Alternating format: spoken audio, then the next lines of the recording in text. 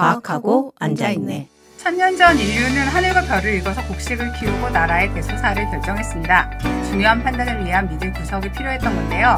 지금은 과학이 우리의 믿을 구석이 되어주고 있습니다. 과학은 우리가 기우제 없이 비를 예측하고 치성을 들이지 않아도 좋은 결과를 내는 법을 가르쳐주고 있죠. 개천절 특집으로 준비한 오늘의 물리학자들은 홍익훈간의 물리학 시간이 이어지고요. 입자 물리학이 우리가 안전하고 행복한 삶을 사는데 어떤 영향을 주는지 세 분의 물리학자들과 함께 이야기해보겠고요. 그리고 인간의 수준은 훨씬 넘어섰지만 과학의 벽은 절대 넘어설 수 없는 슈퍼히어로의 물리학에 대해서도 흥미진진한 이야기들이 준비되어 있습니다. 와, 훌륭하지 않습니까? 네, 훌륭하십니다. 네, 너무 뿌듯해하고 원고에. 네. 제가 지난번 그 개천절 특집 때 네네. 제가 잘못 전달한 정보가 있어서 말씀드리면 137억 주년 개천절이 아니라 138억 주년 개천절이었더라고요. 네. 1억년 차이가 났다. 네, 그러게요. 그런 큰 실수를. 네. 사실 천문학자들은 크게 신경은 안 쓰고 있는 것 같아요. 아니 저는 한웅은 137억 년 전인 줄 알았어요. 저는 138억 년이 우주가 시작한 게 138억 년인데 네. 계속 137억 년 하셔서 그러면 이 한웅은 1억 년 늦게 1억 살 때 1억 살 정도 그런 줄 알았어요. 137.8쯤 되던가요? 네, 저는 항상 함께하고 있는 최 팀장이고요. 옆에는 아들이 축구 천재인 것 같아서 지금 매일 가슴이 부풀어 오르고 있는 이용 기자 함께 하셨습니다. 네, 안녕하십니까. 네, 그리고 김현철 박사님과 우정근 박사님 오늘도 나오셨고요. 오늘은 특별히 자리에 특별한 손님 한 분을 더 모셨습니다. 경희대학교 박용석 교수님도 나오셨습니다. 네, 안녕하세요. 네, 먼저 간단히 소개 부탁드릴게요. 네, 저는 경희대학교 물리학과에서 고체 물리 실험을 하고 있는 박용섭이라고 합니다. 여기 두 분 그 인하우스 물리학자님들 방송을 좀 봤는데 저분들하고 저는 매우 다른 물리를 하고 있습니다. 네. 그리고 뭐 세상 모든 일에 관심이 많아서 알 수 있는 건 다 알아야 된다 이런 모토로 살고 있습니다. 감사합니다. 제가 이 방송을 하면서 물리학자분들께 많이 만나게 되니까 이제 뭐 대충 아는 척이라도 할 수 있는 분야가 있잖아요. 저도. 네.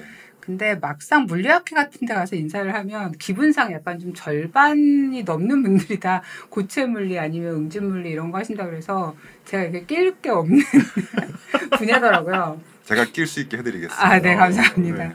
사실은 70%쯤 됩니다. 맞아요. 그렇게나 되는군요. 네, 우리나라는 그게 반도체 강국이기 때문인가요? 그렇지는 않습니다. 그런 건 상관없이. 네. 일반적으로 그런데 뭐 그 입자 물리나 이론 물리, 그 천체 물리가 좀 더 강한 나라도 있을 것이고 그렇지 않은 나라도 있는데 예를 들어서 일본 같은 경우에는 응용 물리학회가 따로 있어요. 응용 물리학회 회원이 물리학회 회원의 10배쯤 됩니다. 회사에서 응용 물리학회 굉장히 많이 오시고 그래서 제가 지금 최근에 읽고 있는 책 중에 교수님을 인터뷰를 한 내용이 있었는데 거기에 뭐라고 써 교수님에 대한 소개가 뭐라고 써 있었냐면 삼성전자의 1급 비밀 그 맞나? 유기 반도체의 1급 전문가 뭐 이런 타이틀이 붙어 있었어요. 콤마 앞에 있는 삼성전자 1급 비밀 유기 반도체까지는 맞고요. 콤마가 그렇게 떨어지는 거였군요. 뒷부분에 뭐 제일 전문가는 그냥 너무 추켜주신 거고 예. 앞부분에 그 1급 비밀이란 이야기는 삼성전자 갤럭시에 들어가는 올레드에 들어가는 물질이 이제 모델마다 달라지는데 항상 1급 비밀이죠. 아무도 안 알려주죠. 진짜요? 거기 들어가는 물질이 그런 거구나. 그래서 유기 반도체라고 하니까 약간 상상은 뭐 단백질 막 그런 게 있을 것 같잖아요. 그렇죠. 실제로 유기 반도체라는 건 뭐죠? 언젠가 사실은 좀 조만간에 모셔서 자세한 얘기를 좀 들을 기회가 있겠지만 단백질은 굉장히 큰 분자잖아요. 아시다시피 분자 중에 작은 거는 뭐 H2O처럼 작은 것도 있잖아요. 그 중간쯤에 이제 있는 것들이 유기 단분자라고 불리는 것들인데 그런 것들이 뭐 대부분은 그냥 부도체인데 어떤 거는 전기가 잘 통하는 것도 있고 어떤 거는 반도체인 것도 있고 어떤 거는 빛을 잘 내는 것도 있고 해서 그런 걸 가지고 이제 빛을 내는 발광 소자를 만들어서 디스플레이 같은 데 응용을 하려고 하는 건데 뭐 수십 년 연구한 결과 보시다시피 뭐 올레드 TV도 만들어 팔고 그렇죠. 올레드 디스플레이 핸드폰에 만들어 팔잖아요. 이제 상당히 기술이 진보가 됐고 성능을 더 향상시키는 새로운 물질을 찾는 일 뭐 이런 것들이 이제 연구를 많이 하고 있는 것입니다. 네, 조만간 반도체에 대한 얘기도 한번 제대로 모셔서 들어볼 시간이 있기를 아주 좋을 것 같습니다. 네, 좋을 것 같습니다. 오늘은 홍익인간의 네. 물리학과 의도하지는 않으셨지만 슈퍼히어로에 대한 이야기를 네, 같이 해주실 텐데요. 네, 너무 반갑습니다. 저희가 사실 개천절을 가장 거하게 기념하는 팟캐스트가 되려는 야심을 갖고 그렇죠. 네, 2주째 홍익인간의 물리학이라는 주제로 방송을 계속하고 있는데요.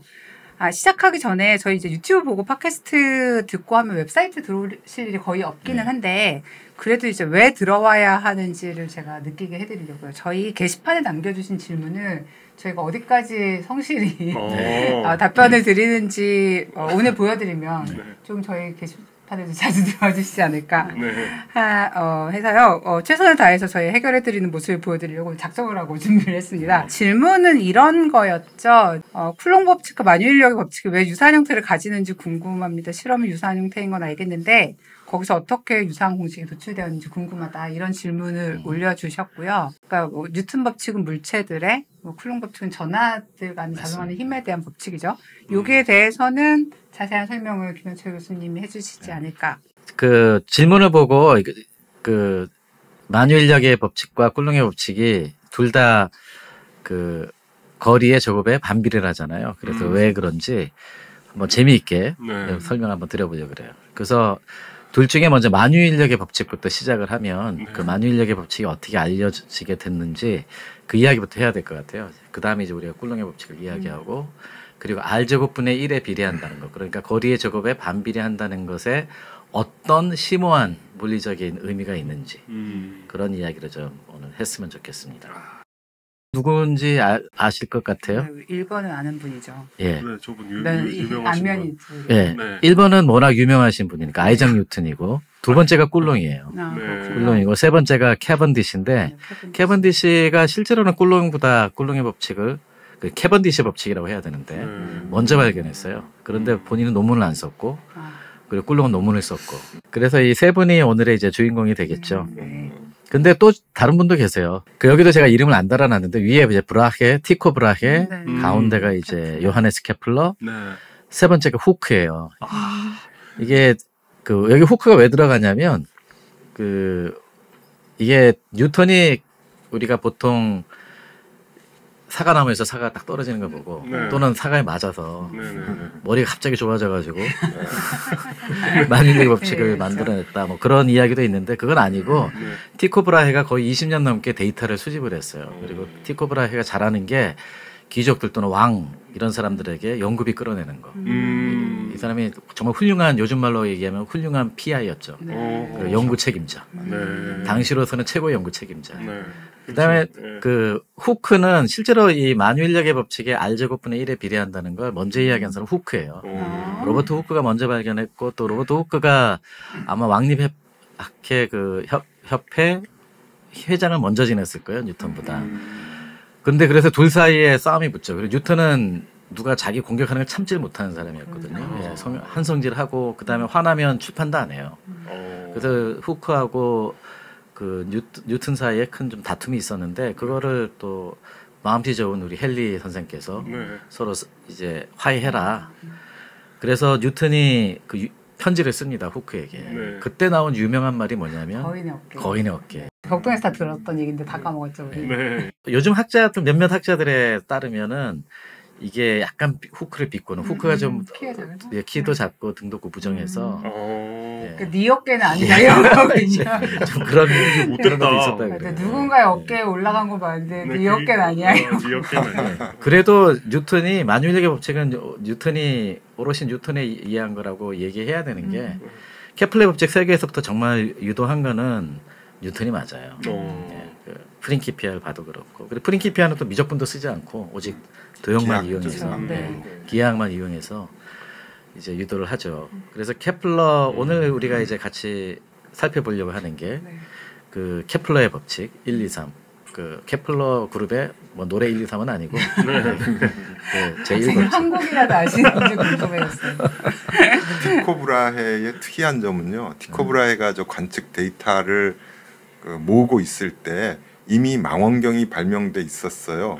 그래가지고 망원경을 가지고 관측을 하는 사람들도 있었는데 티코브라헤는 전부 맨눈으로 했습니다. 맞아요. 전부 맨눈으로 했고 왜 그랬냐고 보니까 망원경이 성능이 좋지 않아서 뭐 그 렌즈를 잘 깎지 못해서 맨눈으로 한 것도 못했다고 해요. 그래서 전부 6분의 같은 걸 사용해서 맨눈으로 다 측정을 했다고 합니다. 이게 그 신기술이 도입될 때 가끔 이런 일 있잖아요. 그러니까 뭐 미군 레이더보다 일본군 견시가 더 멀리 보고 뭐 이런 거 맞아요. 컴퓨터로 한 다음에 사람이 검사하고 이런 거. 네네네 그렇죠.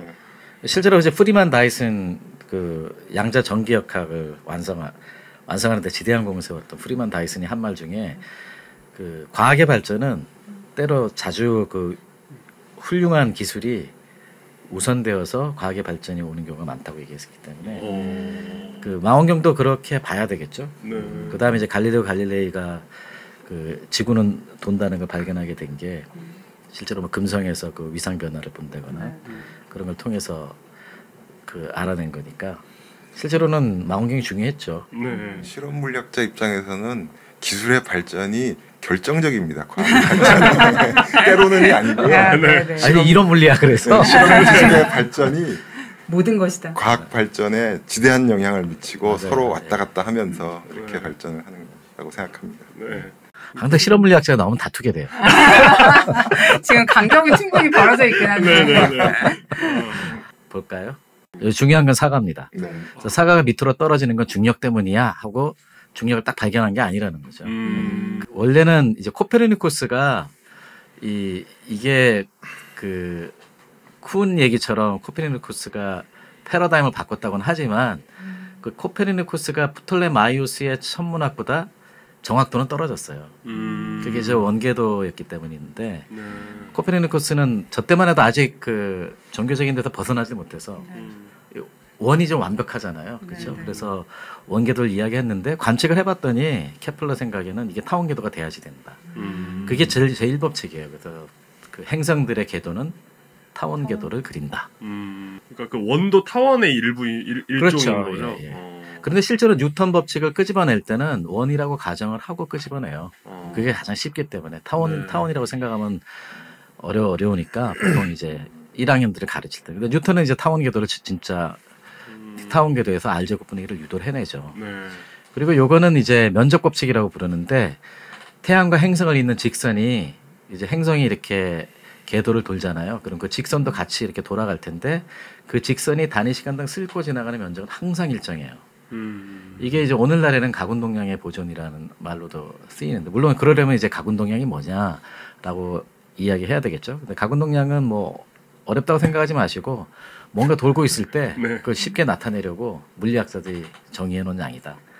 특히 이제 뉴턴이나 그 이후에 이 가군동량 보존에 대해서는 후에 이제 많이들 이야기되지만 뉴턴도 가군동량을 도입을 했어요. 그러니까 가까우면은 속도가 빨라져가지고 빨리 그렇죠. 돌고 예. 근데 멀어지면 천천히 돌고. 근데 그것도 거리가 들어요. 머니까 면적을 따지면 또 그렇죠. 면적은 같아지고. 그래서 단위 시간당 쓸고 가는 면적은 크게 같아요. 그래서 다음 이제 제 3법칙이 이게 시간에는 걸렸어요. 이거를 알아내는데 이게 결정적입니다. 실제로는. 그래서 어떤 행성의 주기의 제곱은 타원궤도의 주축의 세제곱에 비례한다. 이건 좀 기억하기가 좀 어렵죠, 그죠? 그래서 타원궤도의 주축이라는 건 타원궤도가 이제 아까 그린 그림에서 수직 방향으로의 축을 그릴 수 있고 수평 방향으로의 축을 그릴 수 있는데 수평 방향이 좀 길었잖아요. 그러니까 그거를 주축이라고 불러요. 그 주축의 세제곱에 비례한다는 건데요. 그래서 요 그림은 그 티플러라는 사람이 쓴 그 물리학 교재에서 제가 가져왔는데 첫 번째 그림에 보면 조 함수를 따라서 딱 전부 다 놓여요. 수성, 금성, 지구, 화성, 목성, 토성, 그다음에 해왕성, 천왕성이 명왕성까지 다 조기에 놓입니다. 그 말은 뭐냐면 C가 다 같다는 얘기예요. T 제곱은 CR 3승. C가 모두 같다는 이야기죠. 그래서 T1 제곱하고 T2 제곱, 그러니까 저 중에서 아무거나 두 개 꺼내서 하나를 T1이라고 부르고 다른 하나를 T2라고 부르면 얘는 R1의 세제곱 나누기 R2의 세제곱과 같다는 얘기예요. C는 이렇게 상쇄되고 그래서 딱 이렇게 직선을 그릴 수가 있어요. 그러니까 X축을 그 아래 3승이라고 놓고 왼쪽을 이제 그 주기의 제곱이라고 두면은 저렇게 딱 직선으로 그릴 수가 있습니다. 그래서 이게 딱딱딱 놓여요. 실제로 이제 요즘 관측 데이터하고 비교해 보면 거의 정확해요. 그러니까 케플러가 대단한 거죠. 실제로 그렇군요. 저 당시 때 저걸 알아냈다는 게. 그래서 요 세 식을 딱 합쳐가지고 뉴턴이 알아낸 게 만유인력의 법칙이죠. F는 GN하고 GN은 이제 중력상수라고 부르고요. 네네.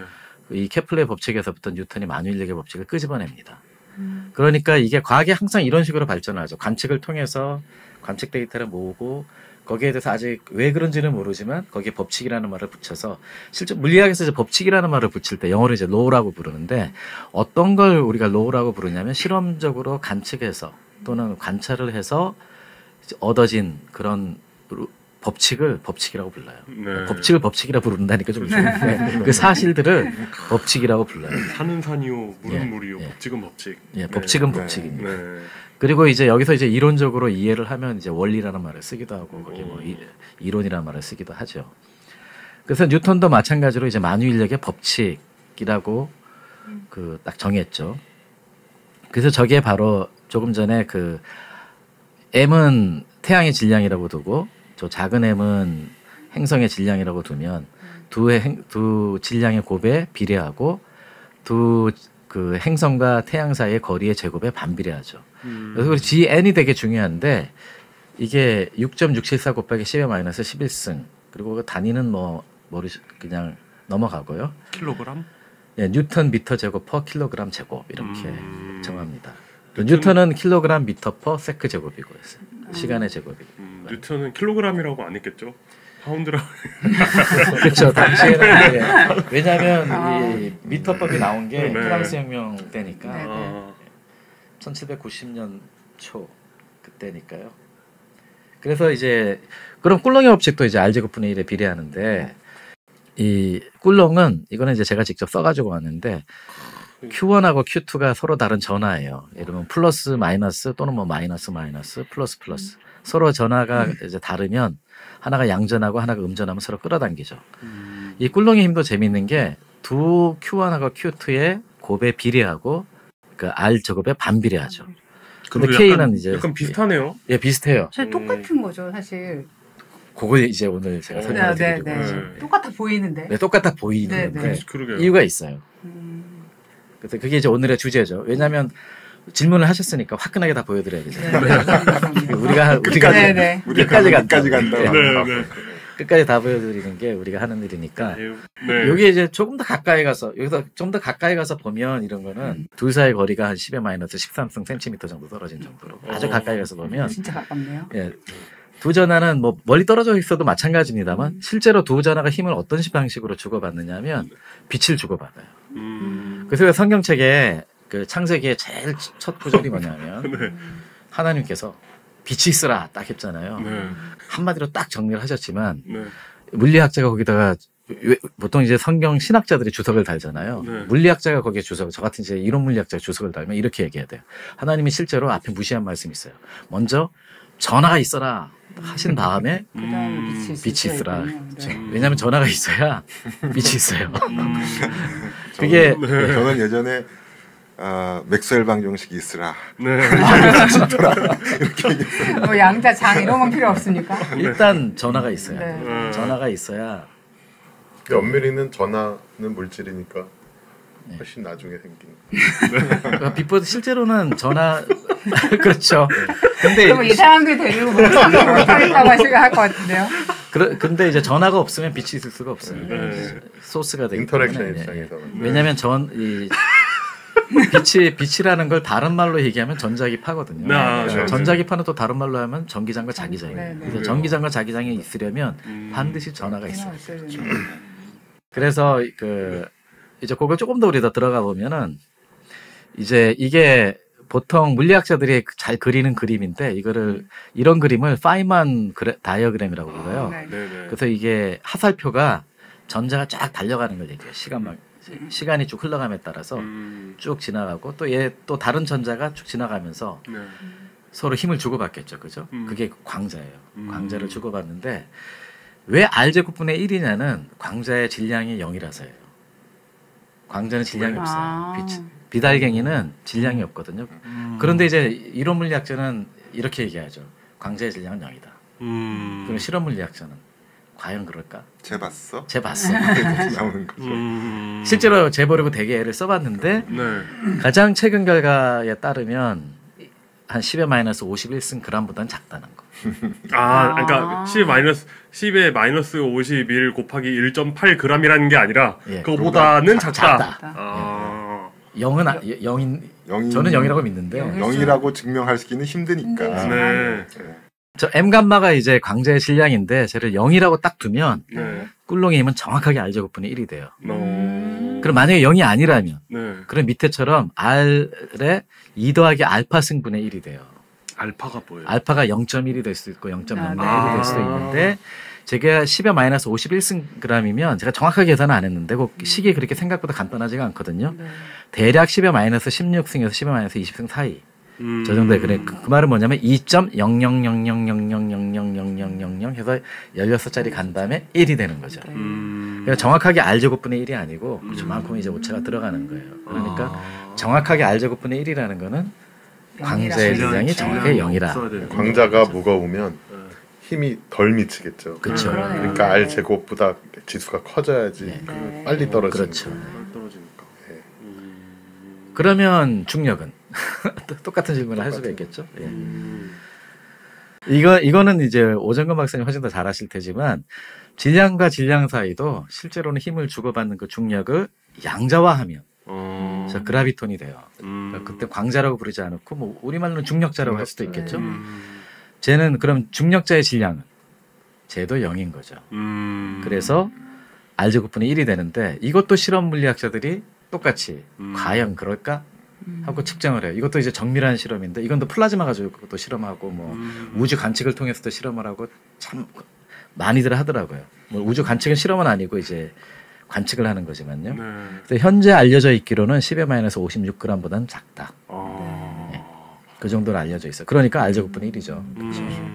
답이 됐나 모르겠네요. 여기까지. 그래서 그 두 개의 공통점이 있는 걸 이제 이론 물리 입장에서 약간 조금 더 보충을 드리면 전자기력과 중력은 성질이 같은 힘이에요. 어떤 의미에서냐면 멀리까지 가요. 그렇죠. 롱레인지 포스라고 부르는데 그 사실은 역제곱의 법칙의 힌트가 되는 그렇군요. 거예요. 다른 힘들은 다 이 컨파인된 짧은 곳에 있기 때문에 그리고 그걸 매개하는 보존들이 전부 질량을 갖고 있어요. 그러니까 그 막 분자단위 내에서처럼 짧은 곳에서만 영향을 서로 주고받는데.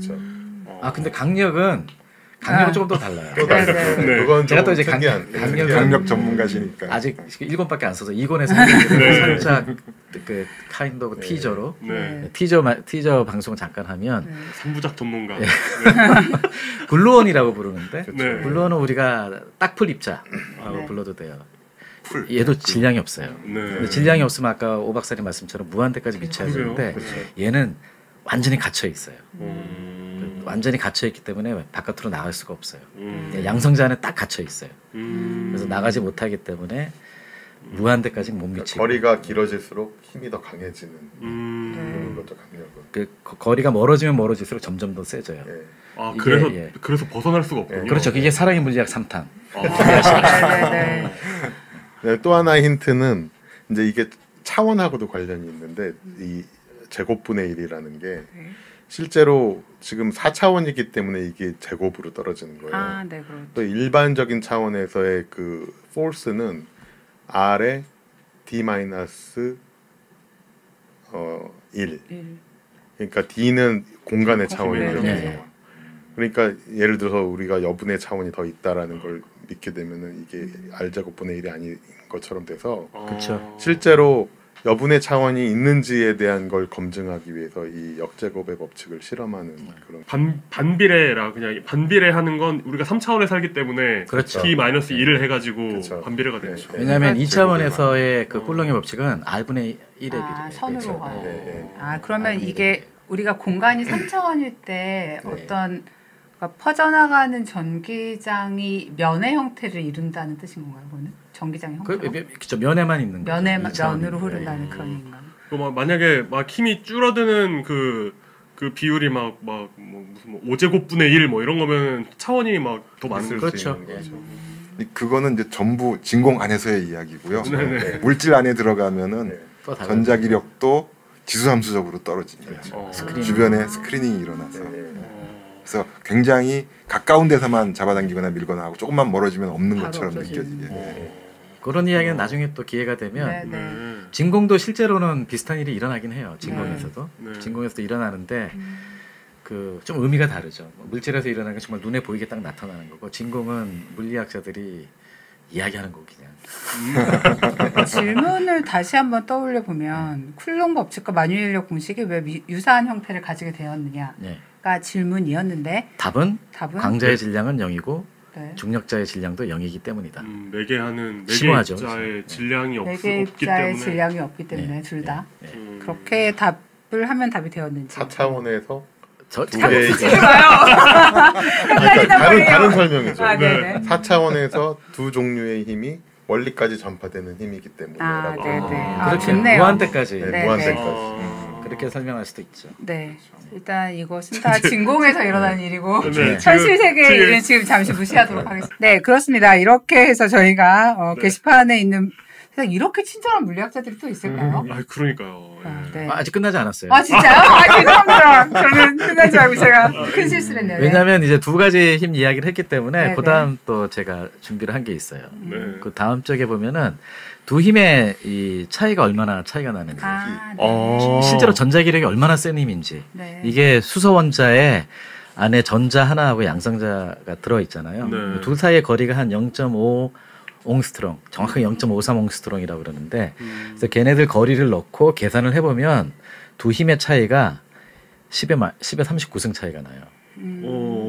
이게 그러니까 무슨 말이냐면 제가 강의하다 학생들이 농담을 하는데 지구 표면의 전하를 살짝 한 0.1% 정도 양전하로 바꾸고 제 몸도 0.1% 양전하로 바꾸 순식간에 지구에 있는 모든 사람들 저 빼고 지구의 모든 사람들의 0.1% 양전하 지구도 0. 그러면은 행성 탈출이죠. 혹성 탈출. 두 전하를 모실 수 없기 때문에 그렇군요. 다 날아갈 거 아니에요. 중력보다 뭐 어마어마하게 힘이 세니까. 아 그러네요. 중신의 혹성 탈출이네요. 네, 그래서 저만 남고. 네. 그 구경하면 정말 멋있을 것 같아요. 나쁜 사람 같은 약간 빌런들이 그런 생각하면서 아, 네. 답변이 네네네. 아 충분합니다. 어디에 질문을 해도 이거 이상의 답변은 불가능하다라는 네네네. 생각이 들고요. 친절한 물리학자들과 함께하는 과학하고 앉아있는 물리학자들 편 본격적으로 시작하기 전에 간단히 전할 말씀 전하고 계속하겠습니다.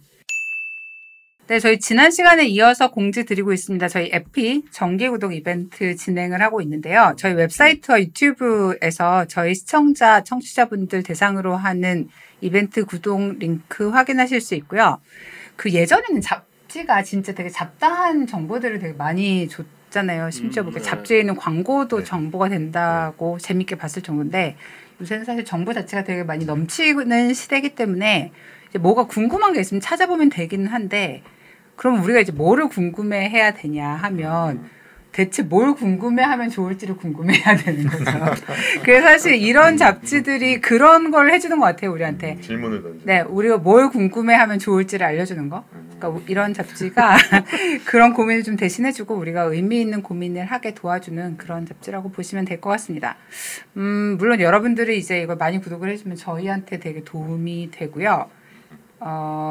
이제 그보다는 사실 여러분들에게 도움이 될 거라고 네, 제가 확실히 믿고 있기 때문에 진심으로 드리는 말씀이고요. 상황이 안 되시면 일단 저희 웹사이트 오셔가지고 구독은 나중에 하셔도 되는데 어떤 잡지인지 한번 봐주시면 좋겠어요. 왜냐면 그러니까 이런 종류의 책들이 좀 오래 남고 사람들한테 관심을 갖는 게 저희 방송을 계속 하는데도 또 진지하게 과학에 관심을 갖는데도 좀 도움이 된다는 생각이 들고요. 또 이제 저희 웨브사이트에 오셔서 저희 이제 그 샵 링크 보시면 거기에 이제 현미경이나 냉장고 자석 이런 거 여러 가지 아직 팔고 있기 때문에 최근에 유튜브 통해서 유입하신 분들은 한 번씩 확인해 주시면 좋을 것 같습니다.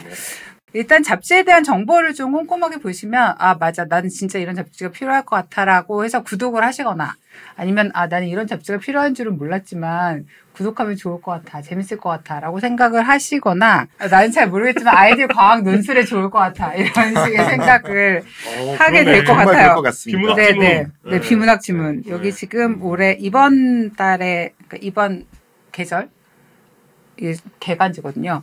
그래서 주제가 과학 지구를 품다인데 여기 이제 지구와 과학에 대한 되게 여러 가지 관점들을 좀 얘기해주고 있는 거예요. 뭐 레이더를 통해서 뭐 매핑하는 문제부터 외계 행성, 뭐 지오 엔지니어링, 뭐 배터리 문제, 기후 변화 문제 이런 이렇게 다양한 문제들을 지구라는 관점에서 이렇게 쭉 설명을 해주고 있어서 주제가 바뀌고 거기에 대한 과학적인 이야기들 많이 보실 수 있으니까 확실히 도움이 될 것 같습니다. 네, 어쨌든 한 번씩 들르셔서 뭐 필요한 거 있나 좀 둘러봐 주세요. 네. 네. 잡지 사러 왔다 보니까 자석도 예뻐서 자석도 사고 뭐 그러다가 현미경도 사고 그러면서 과학이랑 친해지면 될 것 같습니다. 네. 아, 그리고 저희 그 인공지능 트레이닝을 위한 전문가 인터뷰 모집 계속하고 있고요. 박사급 이상 현역 10년 이상이면 누구나 인터뷰 대상자가 되실 수 있습니다. 네. 이 기회에 여러분들 어떤 일 하시는지 방송에 도움이 될 만한 리소스가 있는지도 저희 좀 파악하고 싶으니까요. 저희 웹사이트에서 마찬가지로 신청하실 수 있으니까 관심 가져주시고 신청 부탁드릴게요. 그러면 이제 본격적으로 오늘의 본편으로 들어가 보도록 하겠습니다. 오늘 먼저 이야기할 내용은 슈퍼히어로의 물리학입니다. 슈퍼히어로의 물리학이라고 준비를 해봤는데요. 뭐 많은 슈퍼히어로들이 있는데 다 이제 코믹스들에서 나온 것들이죠. 직접 그리셨습니까? 아니요, 이게 또 돌아다니면 많이 있습니다. 그리고 네. 이런 영화가 하나 나올 때마다 저희 같은 이 잉여력이 넘치는 네. 사람들이 다 피직스 오브 슈퍼히어로를 네. 해가지고 블로그들을 많이 운영을 해요. 네. 그래서 이제 찾아보니까 그래도 뭐 있는 거 하는 거보다 없었던 걸 하는 게 좋겠다라는 걸 해서 이제 제가 몇 가지 계산도 좀 해보고 준비를 했는데 이제 하나는 이 어떤 기사에서부터 나온 이야기예요. 헐크의 힘이 음식에서 나온다면 땅콩 버터 샌드위치를 몇 개나 먹어야 할까? 뭐 이런 질문을 던졌는데 네, 저희가 일단은 전제를 네. 좀 깔아야 되는 게 네. 이분들이 어떤 이유로 슈퍼히어로들이 됐지만 네. 굉장히 칼 같은 지구의 그쵸. 물리학에 묶여 있는 몸이다. 그렇죠. 그러니까 우리와 다른 네. 과학이 적용되는 것은 아니다. 그렇죠. 그렇죠. 네. 네, 그렇죠. 그렇지만 몸 안에서 일어난 일은 정확히는 사실 모른다라는 입장인가요? 그래도 이제 기본 전제는 대사는 우리랑 비슷하다. 인간처럼 하고 네. 네. 그다음에 인간 수준의 그 식습관도 가지고 있고 왜냐하면 헐크도 사실은 술 먹는 장면이 나오거든요. 네. 쉬헐크 최근에 보시면 네, 네. 취하진 않지만 네. 네. 그러니까 인간이 할 수 있는 섭생은 다 한다. 그리고 그거로부터 에너지를 얻는다라는 이제 기본 가정에서 시작을 하고요. 인간이 에너지를 만드는 효율이나 이런 것도 다 뭐 비슷하다고 보는 거죠. 비슷하다. 그러니까 효율은 좀 다르겠죠. 네. 하지만 에너지원은 음식에서 온다. 네. 왜냐하면 그러니까 효율은 기본적이죠. 사람들 간에도 근육량이 네. 많냐 적냐에 따라서도 다르고. 근데 그것도 할수 있습니다. 슈퍼히어로 따라 다른 게 그렇죠. 슈퍼맨은 태양으로부터 에너지를 얻죠. 그렇죠. 네. 슈퍼맨은 밥을 안 먹습니까? 포톤을 아 밥을 먹기도 하는데 하지만 밥을 먹기도 하는 사교적인 이유로 먹고요. 그리고 이렇게 그런 개념이 우주로 있네. 나가가지고 네. 오염되지 않은 깨끗한 태양광을 쬐가지고 에너지를 재생에너지. 네네네. 그래서 대부분의 광전효과. 예, 제 대부분의 전공인데. 대부분의 슈퍼히어로들이 영화를 보면 먹는 장면이 잘 안 나와요. 아, 그렇죠. 그렇구나. 그러네요. 예. 근데 유일하게 나오는 이제 유일하진 않지만 이제 몇몇 슈퍼히어로들이 나오는 사람들은 인간으로부터 출발했던 뭐 스파이더맨이나 아이언맨. 아, 그렇죠. 아이언맨 또는 이제 데드풀 뭐 이 정도는 이제 먹는 장면이 조금 나오긴 하는데 그 한국 영화 중에 죽지 않은 인간들의 밤이라는 영화에 보면은 네. 이렇게 그 주유기를 물고 그렇죠. 이렇게 경유를 먹는 장면이 그렇죠. 나오거든요. 예. 네 그런 장면 안 나오니까. 와. 사실 왜 그것도 기름도 칼로리가 있으니까. 네. 말이 되죠. 사실 뭐 우리 지난번에도 한번 얘기했지만 석탄이나 숯이나 아, 그렇죠. 석유나 먹고 제대로 대사에 활용할 수만 그렇죠. 있으면 짱이죠. 네. 그렇죠. 그렇죠. 칼로리를 그렇죠. 치면 네. 굉장한 거잖아요. 그래서 에너지가 문제지. 높으니까. 네. 그래서 이제 이 헐크를 처음 이제 제가 제일 좋아하는 캐릭터 중에 하나인데 네. 아, 그래서 저를 얼굴을 헐크로 합성을 해주신 것 같긴 한데 헐크의 매력 한 가지만 말씀해 주시고 넘어가도록 하죠. 헐크의 매력은 힘이 세다. 스마트하다. 그렇죠, 그렇죠. 굉장히 그렇죠. 박사학위를 뭐 몇 개를 가지고 있고. 맞아. 원래 그런 사람이었죠. 맞아요. 네, 그다음에 저와 같은 천체 물리학을 전공했다. 와, 그렇죠. 네. 저는 다른 이유로 좋아하는데 피부 색깔이 독특하잖아요. 슈렉도 있습니다. 저 슈렉도 좋아해요. 그러세요? 그 방면은. 예, 그래서 이제 이 뭐 여러 장면들이 나오는데 네. 뭐 이렇게 제일 재밌는 장면 중에 하나는 그 로키를 이렇게 패대기 치는 장면. 그렇죠. 그다음에 헐크버스터하고 싸우는 장면이 있는데 이제 하나를 골라야죠. 이 과연 몇 개의 땅콩 버터가 필요할까? 이게 저는 이제 어벤져스 시리즈 보면 제일 인상적이었던. 네. 나는 항상 화나 있다. 네. 그죠? 거기서 저 치타우리족의 우주선을 멈추는 장면이 이제 나오죠. 그래서 이거로부터 출발을 하겠습니다. 우리나라에서는 잘 안 먹어요. 이게 원래 이제 피넛 버터 앤 젤리 샌드위치라고. 땅콩 버터 샌드위치의 열량을 알아야겠죠. 대충 뉴트리션 팩트를 찾아보면 378 칼로리라고 나오는데 이게 이제 이 기사에서도 얘기를 하는데 물리학자들이 쓰는 칼로리의 단위랑 영양학자들이 쓰는 단위가 조금 달라요. 그래서 물리학자들은 이게 열량의 단위를 써서 이 포뮬라 Q는 CMT라고 이제 고등학교 때 많이 배우셨어요. 비열과 질량과 온도의 변화로 계산되는 열량 에너지의 단위죠. 그래서 칼로리는 물 1g을 14.5도에서 15.5도 올리는데 필요한 에너지로 정의가 되는데 그때 C는 이제 물의 경우에는 비열에 해당되는 물의 경우는 1에 해당되는 비열. 이게 이제 칼로리의 단위인데 영양학에서 쓰는 건 이걸 대문자로 써요. 그래서 이걸 킬로칼로리를 그냥 대문자 칼로리라고 씁니다. 그래서 대략 이걸 이제 1의 단위인 줄로 바꾸면 1칼로리는 1킬로칼로리고 4,200줄 정도 돼요. 대문자 네, 칼로리랑 그쵸. 소문자 칼로리가 다르구나. 달라요. 네, 그래서 되게 헷갈려요. 저는 대문자 칼로리라고 써진 거 보고 네, 이거 네. 킬로칼로리를 잘못 쓴 거라고 생각하고 네, 있었거든요. 그래서 줄만 쓰게 해야 돼요. 여기 또 뭔가 단위 그렇죠. 단위 전쟁. 단위 전쟁이 또 시작했어요. 이제 김현철 교수님은 주를 주장하시지만 이 기사에서는 피넛버터 젤리 샌드위치라는 단위를 만듭니다. PBJ라고. PBJ. 네, 그래서 같네요. 네, 그래서 380 칼로리, 380 킬로칼로리를 1PBJ로 하고 네. 이거의 단위는 이제 159만. 159만 6천 줄. 자, 여기서부터 출발하고 그 다음에 이 치타우리 종족의 헐크가 멈추는 우주선이 레비아탄 CP라고 하는 기종인데 네. 이걸 찾아보면 대략 커믹스에서 여러 베리에이션이 있지만 이 어벤져스에서 나온 놈은 대략 무게가 한 300만 톤 정도 된다. 어마어마하네요. 300만 톤? 찾느라고 힘들었습니다. 네. 헐크가 이거를 멈추기 위해서는 이제 같은 이 에너지만큼의 에너지를 헐크가 버텨야 되는 거죠, 반대로. 그래서 운동 에너지, 레비아탄 10의 운동 에너지를 가져납니다. 거의 그 무슨 초대형 유조선 세척 정도에 해당하는. 저기 움직이고 있었던 건가요? 이제 날아오고 있었죠. 그걸 세운 거군요. 네, 그래서 속도를 가늠하기 어렵기 때문에 대략 이제 스포츠카의 빠른 정도 한 300km 시속 네. 그 정도로 가정을 하면 초속 한 84m/s 정도가 돼요. 그리고 300만 톤 곱하면 대략 1.6 곱하기 10의 13승 줄이고 요거를 킬로칼로리로 환산을 하면 대략 0.2 곱하기 10의 10승 킬로칼로리. 요거를 PBJ로 바꾸면 네.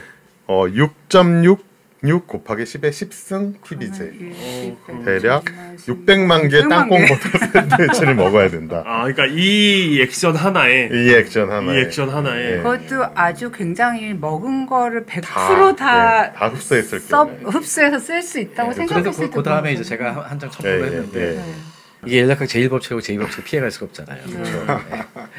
그러니까 이제 제가 이거 강의할 때 학생들이 워낙 잘 기억을 못해서 연력학 제1법칙을 다른 말은 다이어트 법칙이라고 제가 바꿔서 가르치는데 열은 밥은 1 더하기 내부 에너지. 그러니까 일하고 남는 거는 내부 에너지로 가니까 운동을 안 하면 살이 찌게 돼 있는 거죠. 그렇죠. 그리고 이제 제 연력학 제2법칙은 항상 모든 엔진의 효율이 그 100% 할 수가 없잖아요. 그렇죠. 그 왜냐하면 그 에너지가 다른 개로도 이렇게 흩어져 가고 하기 때문에. 그렇죠. 예. 이게 실제로 연력학 제2법칙의 켈빈 버전이거든요. 엔진의 효율을 그러니까 열을 전부 다 1로 바꿀 수 없다. 저는 헐크가 저걸 들려면 뭐 소리도 질러야 되고 네, 그렇죠, 뭐 그렇죠. 근육이 뭐 어떻게 뭐 색깔도 변해야 되고 여러 가지 일어나야 되는데 그렇죠. 변신도 해야 되고. 대략 30%를 최고 아주 좋은 엔진의 여효율이라고 생각을 하면 엔진의 효율이라고 생각하면 얼마를 먹어야 되는 거예요? 600만 좀 개의 더 많이 먹어야 되죠. 한 1,800만 개 정도 먹어야 해. 1800 최소. 네. 그 정도 먹어야. 6.66이었으니까 한 2천만 개로 생각하면 한 계산하기 2천만 쉽겠네요. 개. 예, 계산하기 쉽겠네요. 2천만 개 정말 빨리 먹어야 돼요. 그러니까 저 액션 하나에 하루 종일 먹고 있어야 되는 거죠. 네. 근데 그것도 2천만 개를 말하자면 한 100개씩 쌓아서 이렇게 한꺼번에 입으로 다 그럴 수 넣어서 있죠. 100개도 안 되겠군요. 가능할 거예요. 그냥 쫙 압축해서. 아, 플루토늄 샌드위치 이런 거 먹으면 돼요. 압축하는데 또 에너지가 들기 때문에 그래서 네. 헐크의 경우는 그래서 네. 먹는데 시간이 많이 걸리니까 땅콩 버터 샌드위치를 안 먹겠죠. 딴 걸 먹어야 돼요. 딴 걸 더 열량이 높은 네. 거를 네. 압축해서 먹겠죠. 뭐 플루토늄. 추천하시면 플루토늄. 피자? 피자? 피자 열량이 피자 큰 거 한 판으로 보통 자동차가 32km 갈 수 있다 그러고. 아 정말요? 열량만 열량만. 짱이다. 절대 못 먹겠네요 앞으로. 네. 그거 한 판으로 자전거 타고 한 100km는 가겠습니다. 어마어마한 열량이에요. 네, 일단은 헐크에게는 다른 음식을 권해줘야 된다. 네, 그렇죠. 우주선을 세우려. 헐크의 취향이 아닌 거죠. 땅콩 버터 샌드위치. 네. 자, 네, 울버린이라는 이제 엑스맨의 히어로가 또 하나 나오는데 네. 저도 굉장히 좋아해요. 왜냐면 이 멋있잖아요. 이 손에서 칼이 나온다는 그렇죠. 게. 그리고 흉내 내기도 좋아요. 젓가락 가지고 하면. 그렇죠. 네. 네. 그리고 이 만들어진 과정과 이제 이 연기 속에서도 이 페이소스가 있잖아요. 이 배우의 그렇죠. 이 과거 이 생각나지 않는 과거에 대한 이 네. 향수 서사가 좀- 서사가 굉장하죠. 굉장히. 실제로는 이제 원래 이런 돌연변이를 가지고 태어난 캐릭터고 네. 실제 이게 뼈가 이렇게 나왔던 건데 네. 이제 실제 그 형으로 나왔던 그 캐릭터를 보면은 그 고스란히 이 아다만티움을 이식하지 않고 나중에는 이제 코믹스에서는 이식을 하지만 네. 그런 장면들이 영화에선 나오죠. 그래서 실제 이 휴잭맨, 그러니까 울버린이 이 아다만티움 금속을 이것도 사실은 가상의 금속이고 거의 뭐 그 마블 코믹스에서 아다만티움과 그 비브라늄과 더불어서 이게 네. 가상의 그 신기술의 금속으로 이제 나오는 두께가 그죠. 사실 거의 비슷한데 비브라늄은 가볍고 가볍죠. 예. 아다만티움은 그쵸. 무겁다는 느낌이 있죠. 예, 실제로 그게 그래서 설정인가요? 울버린이 수영을 못 한다 그래요. 그 무게 때문에. 아, 뼈가 코믹스에서. 무거워서. 예. 상당히 과학적이네. 그렇죠. 물리학적이네. 그래서 아다만티움을 제가 많이 뒤져봤는데 네. 이거에 대한 물리적 성질을 알 수가 없어요. 네. 그래서 제가 최초로 아 우와. 계산을 해봤어요. 저 이거 영어 자막 해가지고 좋습니다. 내야 될 것 같아요. 대박이다. 세계 네. 최초. 세계 최초. 그 다음에 왜 이게 이제 피부를 뚫고 나오는데 네. 무사하냐? 이 울버린이 가진 기적적인 능력이 이 재생 능력. 헬스케어. 네. 그렇죠. 예, 이 힐링 능력 때문에 사실은 저런 피부나 이런 살갗들은 그 어떤 가공을 하진 조작을 하진 않았음에도 불구하고 계속 저걸 유지할 수 있는 거죠. 그럼 설정상 고통은 느끼나요? 고통은 느낀다 걸로 나와요. 그래서 실제 머리에 이렇게 총을 맞으면 고통을 느끼면서도 이게 재생이 되는. 재생은. 아야. 예, 그렇죠. 따끔한 거죠. 네. 예. 자, 그래서 이제 울버린의 물리학. 이 아다만티움 금속을 주입해서 뮤턴트 구성된 뮤턴트이고 네. 이 시술로 체중이 590kg 정도 나간다고 합니다. 오. 우와. 그리즐리 베어 같은 경우 한 체중이 한 그 정도 나간다고 그러고 엘리베이터 타는데 이분 타시면 진짜 그렇죠. 짜증나겠다. 한 명. 불곰 그죠? 예, 한 명이. 불곰이죠. 불곰. 예, 불곰. 이 곰도 사실은 이렇게 자동차를 이렇게 문으로 찢어서 네. 아 이게 그런- 지금 곰이 네, 실제로 곰이 찢은 찢은 찢어요? 경우예요. 어, 예. 그럼 곰도 혹시 아다만티움? 그렇지는 않겠죠. 그래서 네. 이제 이 아다만티움의 물성을 한번 추정해 보자. 그렇죠. 개천절 특집이니까 곰은 진짜 이거 예. 우리가 아, 존중해줘야 되는 그렇구나. 특집입니다. 곰 예. 좀- 곰 그렇죠. 그렇죠. 예. 곰이 없었으면 어떡할 뻔했어.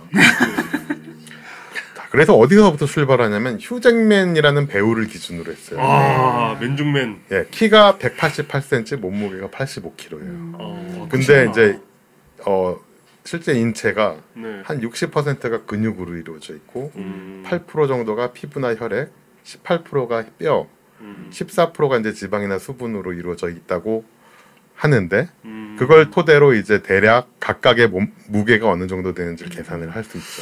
그렇구나. 그래서 휴잭맨의 몸무게가 85kg여서 590kg가 됐으니까 이게 대부분의 뼈의 무게가 증가를 이루어지죠. 그렇겠죠.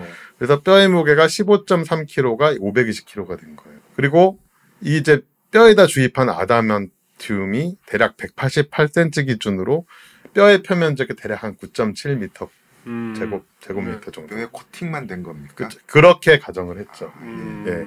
그래서 아담한티움의 코팅이 약 1mm 정도라고 가정하면 그 최적이 대략 저 정도 된다. 0.0097 세제곱미터 정도. 그러네. 아담한티움이 만약에 완전히 대체하면 그쵸. 그 골수가 기능을 못 하니까. 그렇죠. 자, 그래서 이 0.0097 세제곱미터의 아담한티움이 520kg가 되려면 그래서 밀도가 계산이 되는 거죠. 최초로 계산한 세제곱미터당 5만. 네. 이거 논문 써야 된다. 논문 진짜 이거 논문 써야겠다. 53,639kg per 미터 세제곱미터. 근데 이제 다른 물성들하고 비교해보면 오스뮴이라고 이제 지구에서 가장 자연계에 존재하는 밀도가 높은 물질이 22,000 정도가 돼요.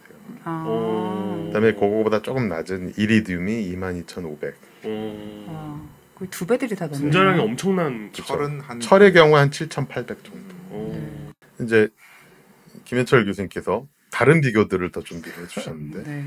근데 저는 그 처음에 듣기로는 아담한티움의 밀도가 거의 무한대 가깝다 그래서 그러면은 도대체 몸무게가 얼마나 나가는 거야? 근데 지금 이렇게 정교하게 계산해 오시니까 설득됐어요.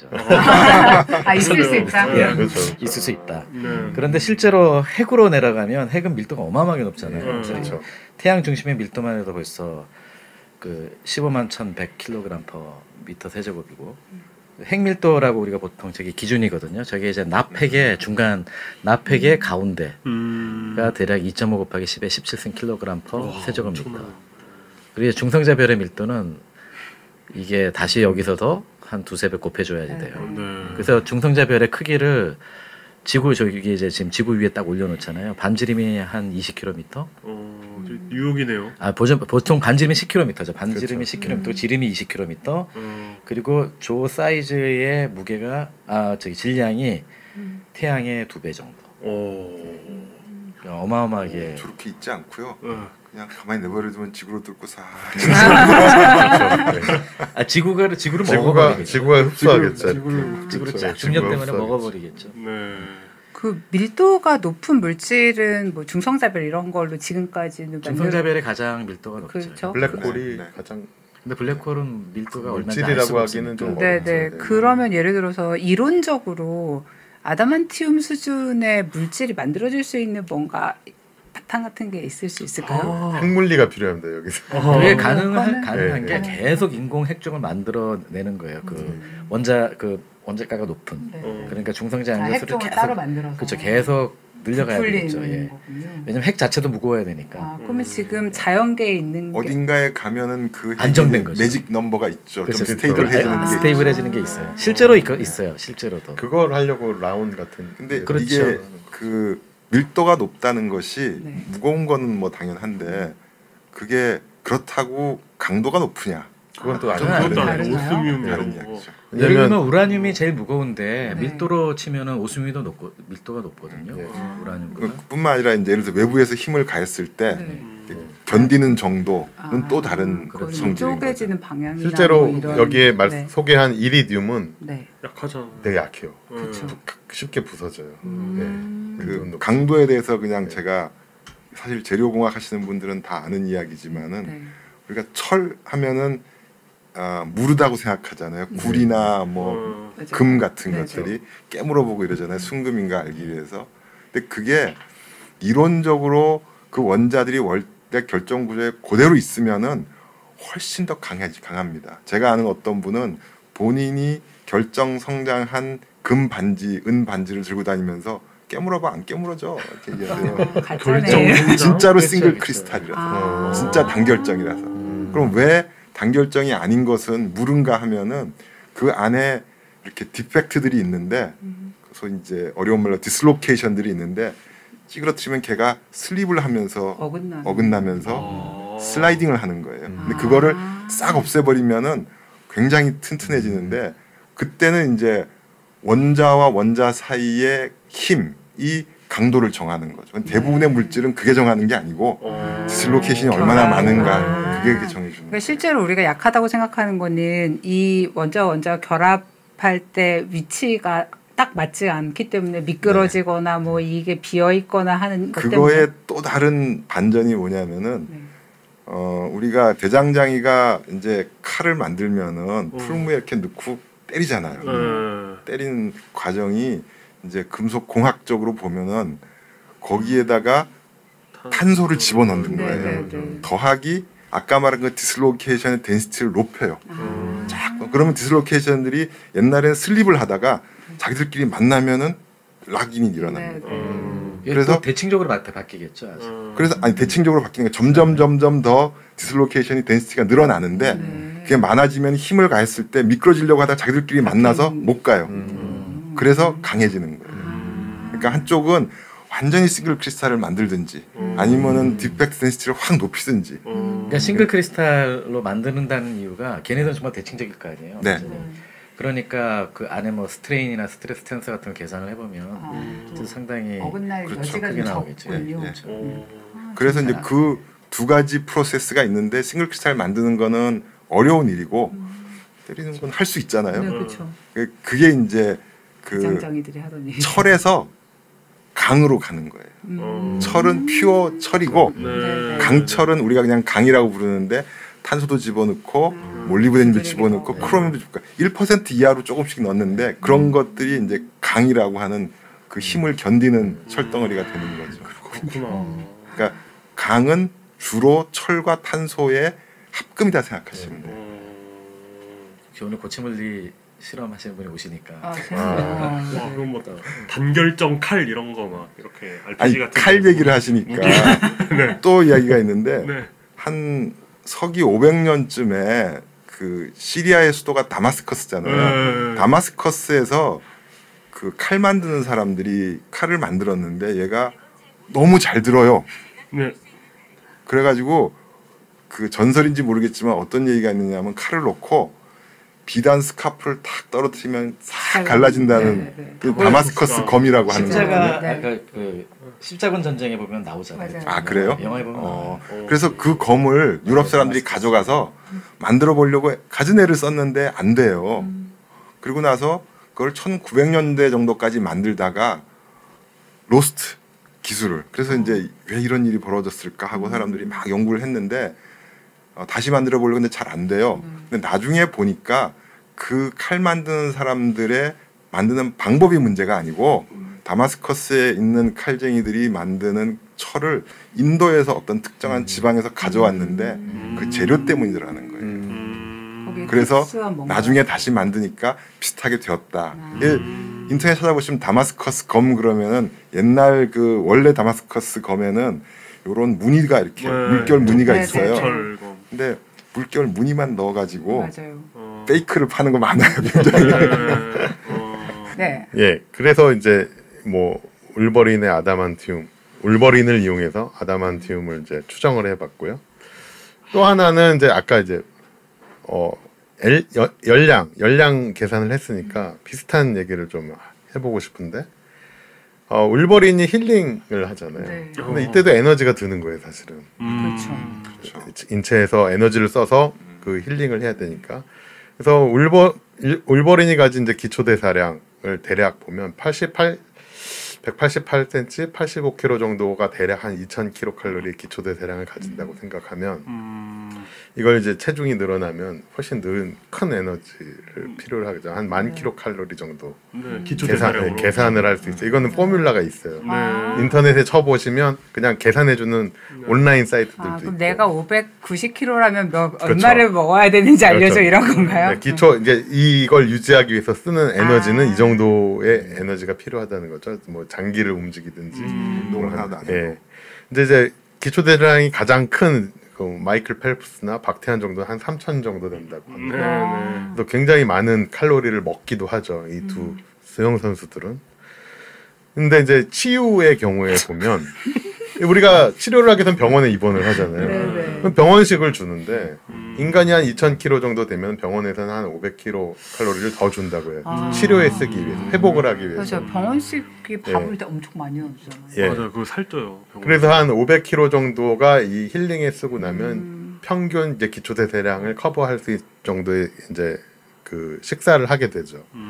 그러니까 울버린도 사실은 이제 이 에너지를 사용을 해야 되는데 울버린이 이 재생능을 전투 중에 계속 막 비었다가 또 재생되고 순식간에 계속 하잖아요. 그러니까 이 재생 능력으로 대략 한 분당 2,500kcal가 사용된다고 가정을 하면 매번 1분에 한 번씩 베는 거예요. 그리고 실시간 전투 중 약 10분 동안 전투를 한다고 생각을 하면 이때 사용된 에너지는 기초대사량에다가 10분간 재생에너지, 그다음에 전투 중에 활동에너지 알파를 더하면 한 35,000kcal 알파. 와, 그리고 몸무게가 몸무게라서 그냥 전투 필요한 에너지는 엄청날 것 훨씬 같은데요. 크죠. 그럼 예. PBJ로 하면 PBJ로 이렇게 380으로 나누시면 돼요. 예. 그래서 이제 얻을 만큼 먹어야 되냐. 거의 닭꼬치 뭐 엄청난 양을 먹어야 되고. 이 우리나라에서도 이게 오늘 화성인에 보면 하루에 15,000kcal를 드시는 분도 계신데. 저분이요 지금? 저 마른 분이? 네, 저분이 드신다고 이제 TV에 나왔나 봐요. 대단하다. 근데 실제 울버린은 영화 중에 안 먹어. 술만 마셔요. 술도 그러니까, 칼로리가 높잖아요. 네, 그러니까 이 모든 에너지를 술에서 보충한다라고 하면 네, 그죠. 추정을 할 수 있는 거죠. 술을 엄청 마셔야 되겠네. 그런데 실제로 울버린의 이 사용한 에너지 중에 기사들 안 한 게 뭐냐면 만약에 내가 뼈가 아담한티움으로 돼 있고 그러면 그 근육이 예를 들어 뼈를 그 무게를 받쳐야 되잖아요. 그것도 필요하죠. 그러면 이 근육도 실은 안에서 계속 찢어졌다가 다시 붙었다 찢어졌다 붙었다가 하고 있을 것 같아요. 네. 그것도 사실 어마어마한 숙제로 이제 계산을 해보시면. 네. 그렇습니다. 이렇게 해서 저희 오늘 슈퍼히어로의 물리학에 대해서 알아봤고요. 이제 이 시리즈가 시작을 했으니 이제 앞으로 어떤 교수와 아니요 일단 저희 뭐 시리즈라고 하고 보는 거죠. 알겠습니다. 네네. 어떤 트릴로지로 또 발전을 우리 할지. 1, 2, 3 좋아하니까. 네, 저희 그러면 오늘의 본 코너. 본코너 아직 시작 안 했어요. 왜냐면 우리 홍익인간의 물리학이 원래 본 코너였거든요. 네, 개천절 특집으로 준비한 홍익인간의 물리학 2편으로 들어가 보도록 하겠습니다. 네, 저희가 지난 시간에 입자 물리학이 왜 우리 인생에 필요한가에 대해서 간단하게 이야기를 했고요. 오늘 두 번째 시간 준비를 했는데요. 홍익인간의 중력이라고. 이 중력도 사실은 뭐 계속 높은 데서 떨어지기만 하고 뭐 그죠. 연필 떨어뜨리고 뭐 이런 거 우리에게 약간 좀 거추장스러운 그렇죠. 힘이라고 생각할 수 있는데 중력도 도움이 될 수 있다라는 걸 이제 하나 보여드리려고 하는 건데 이게 첫 시간에 말씀드린 거예요. 중력으로 지진을 탐지한다. 그러니까 피파보다 빨리 탐지할 수 있다는 게 이론적으로 가능했고 이런 연구들이 있었다. 그래서 이제 빨리 탐지하면 뭐 인간에게 도움이 된다. 그래서 뭐 프랑스 그룹에서는 이제 실제 동일본 대지진에서 일어난 것보다 일본 기상청이 예보한 것보다 빨리 탐지를 할 수 있고 실제 규모도 9.1로 거의 정확하게 추정할 수 있다. 중력을 이용하면 뭐 이런 연구들이 지금 이제 막 한창 하고 있는데 그래서 이제 이걸 탐지할 수 있는 탐지 기술이 필요하고 중력을 측정하는 장치들이 필요하고 뭐 여러 이제 기술들에 대한 수요가 있는 거죠. 이제 실험 물리를 하시니까 이런 실험 장비들이 나오면 이 분야가 이제 확 살아나는 거죠. 또 그래서 이제 저희도 이제 그 사이 첫 시간 2월달 이후부터 저희가 추진한 걸 잠깐 소개해드리고 싶어서 저희 연구실에서 기초과학연구원에 있는 지하 실험실이 있어요. 강원도 정선의 예미읍이라고 하는 예미랩. 여기가 예미역이 있고 예미리예요. 예미읍. 정선군 예미읍. 이런 영어 우리나라에서 만든 영어 그 랩 이름 중에 제일 마음에 드는 것 같아요. 아 그래요? 네. 예미. 저희 동네 이름 붙이는 게 좋더라고요. 그렇죠. 저희 붙일만 하네요 이름이 예쁘고 그렇죠. 입에도 잘. 그거 아시죠? 쌍용 그룹도 쌍용리에서 시작해서 쌍용. 아 그래요? 진짜. 그것도 붙일만 하네요. 쌍용리 시멘트. 네. 삼성동인가요? 삼성산에 삼성산에서 떠오르는 태양을 보면서. 네, 어쨌든 그 강원도 산골짜기에 네. 사실 여기 철광이 있어요. 한덕 오. 철광이라고 실제 철을 캐고 있는 곳이에요. 아직도 우리나라 거의 한 생산량의 30% 정도를 캐고 있다고 하는 실제 활동하고 있는 철광인데 네. 여기에 IBS 그러니까 기초과학연구원이 실험실을 만들었어요. 지하 실험단이. 네. 그래서 원래 양양에 있던 실험실이 좀 비좁다고 해서 여기에다가 땅굴을 팠습니다. 이렇게 터널을 파가지고 네. 지하 지표에서 1km 이 깊이가 해발 마이너스 100m예요. 바다보다 밑에 있는 지형이에요. 우와. 네, 그래서 이 안에다가 이제 실험을 하기 위한 장치들을 지금 만들고 있고 아마 곧 다음 달에 개소식을 한다고 해요. 저는 정선이라고 해서 무슨 폐광 같은 거를 예. 적극적으로 활용을 하는 줄 알았는데. 실제 이제 철광의 도움을 받아서 여기에 이제 국가 예산을 투입을 해서 하고 있죠. 그래서 이런 실험실에서는 이제 주로 이제 곧 실험을 시작한다고 하는데 그 중에 하나가 아모레 실험이라고 하는 건데. 아모레?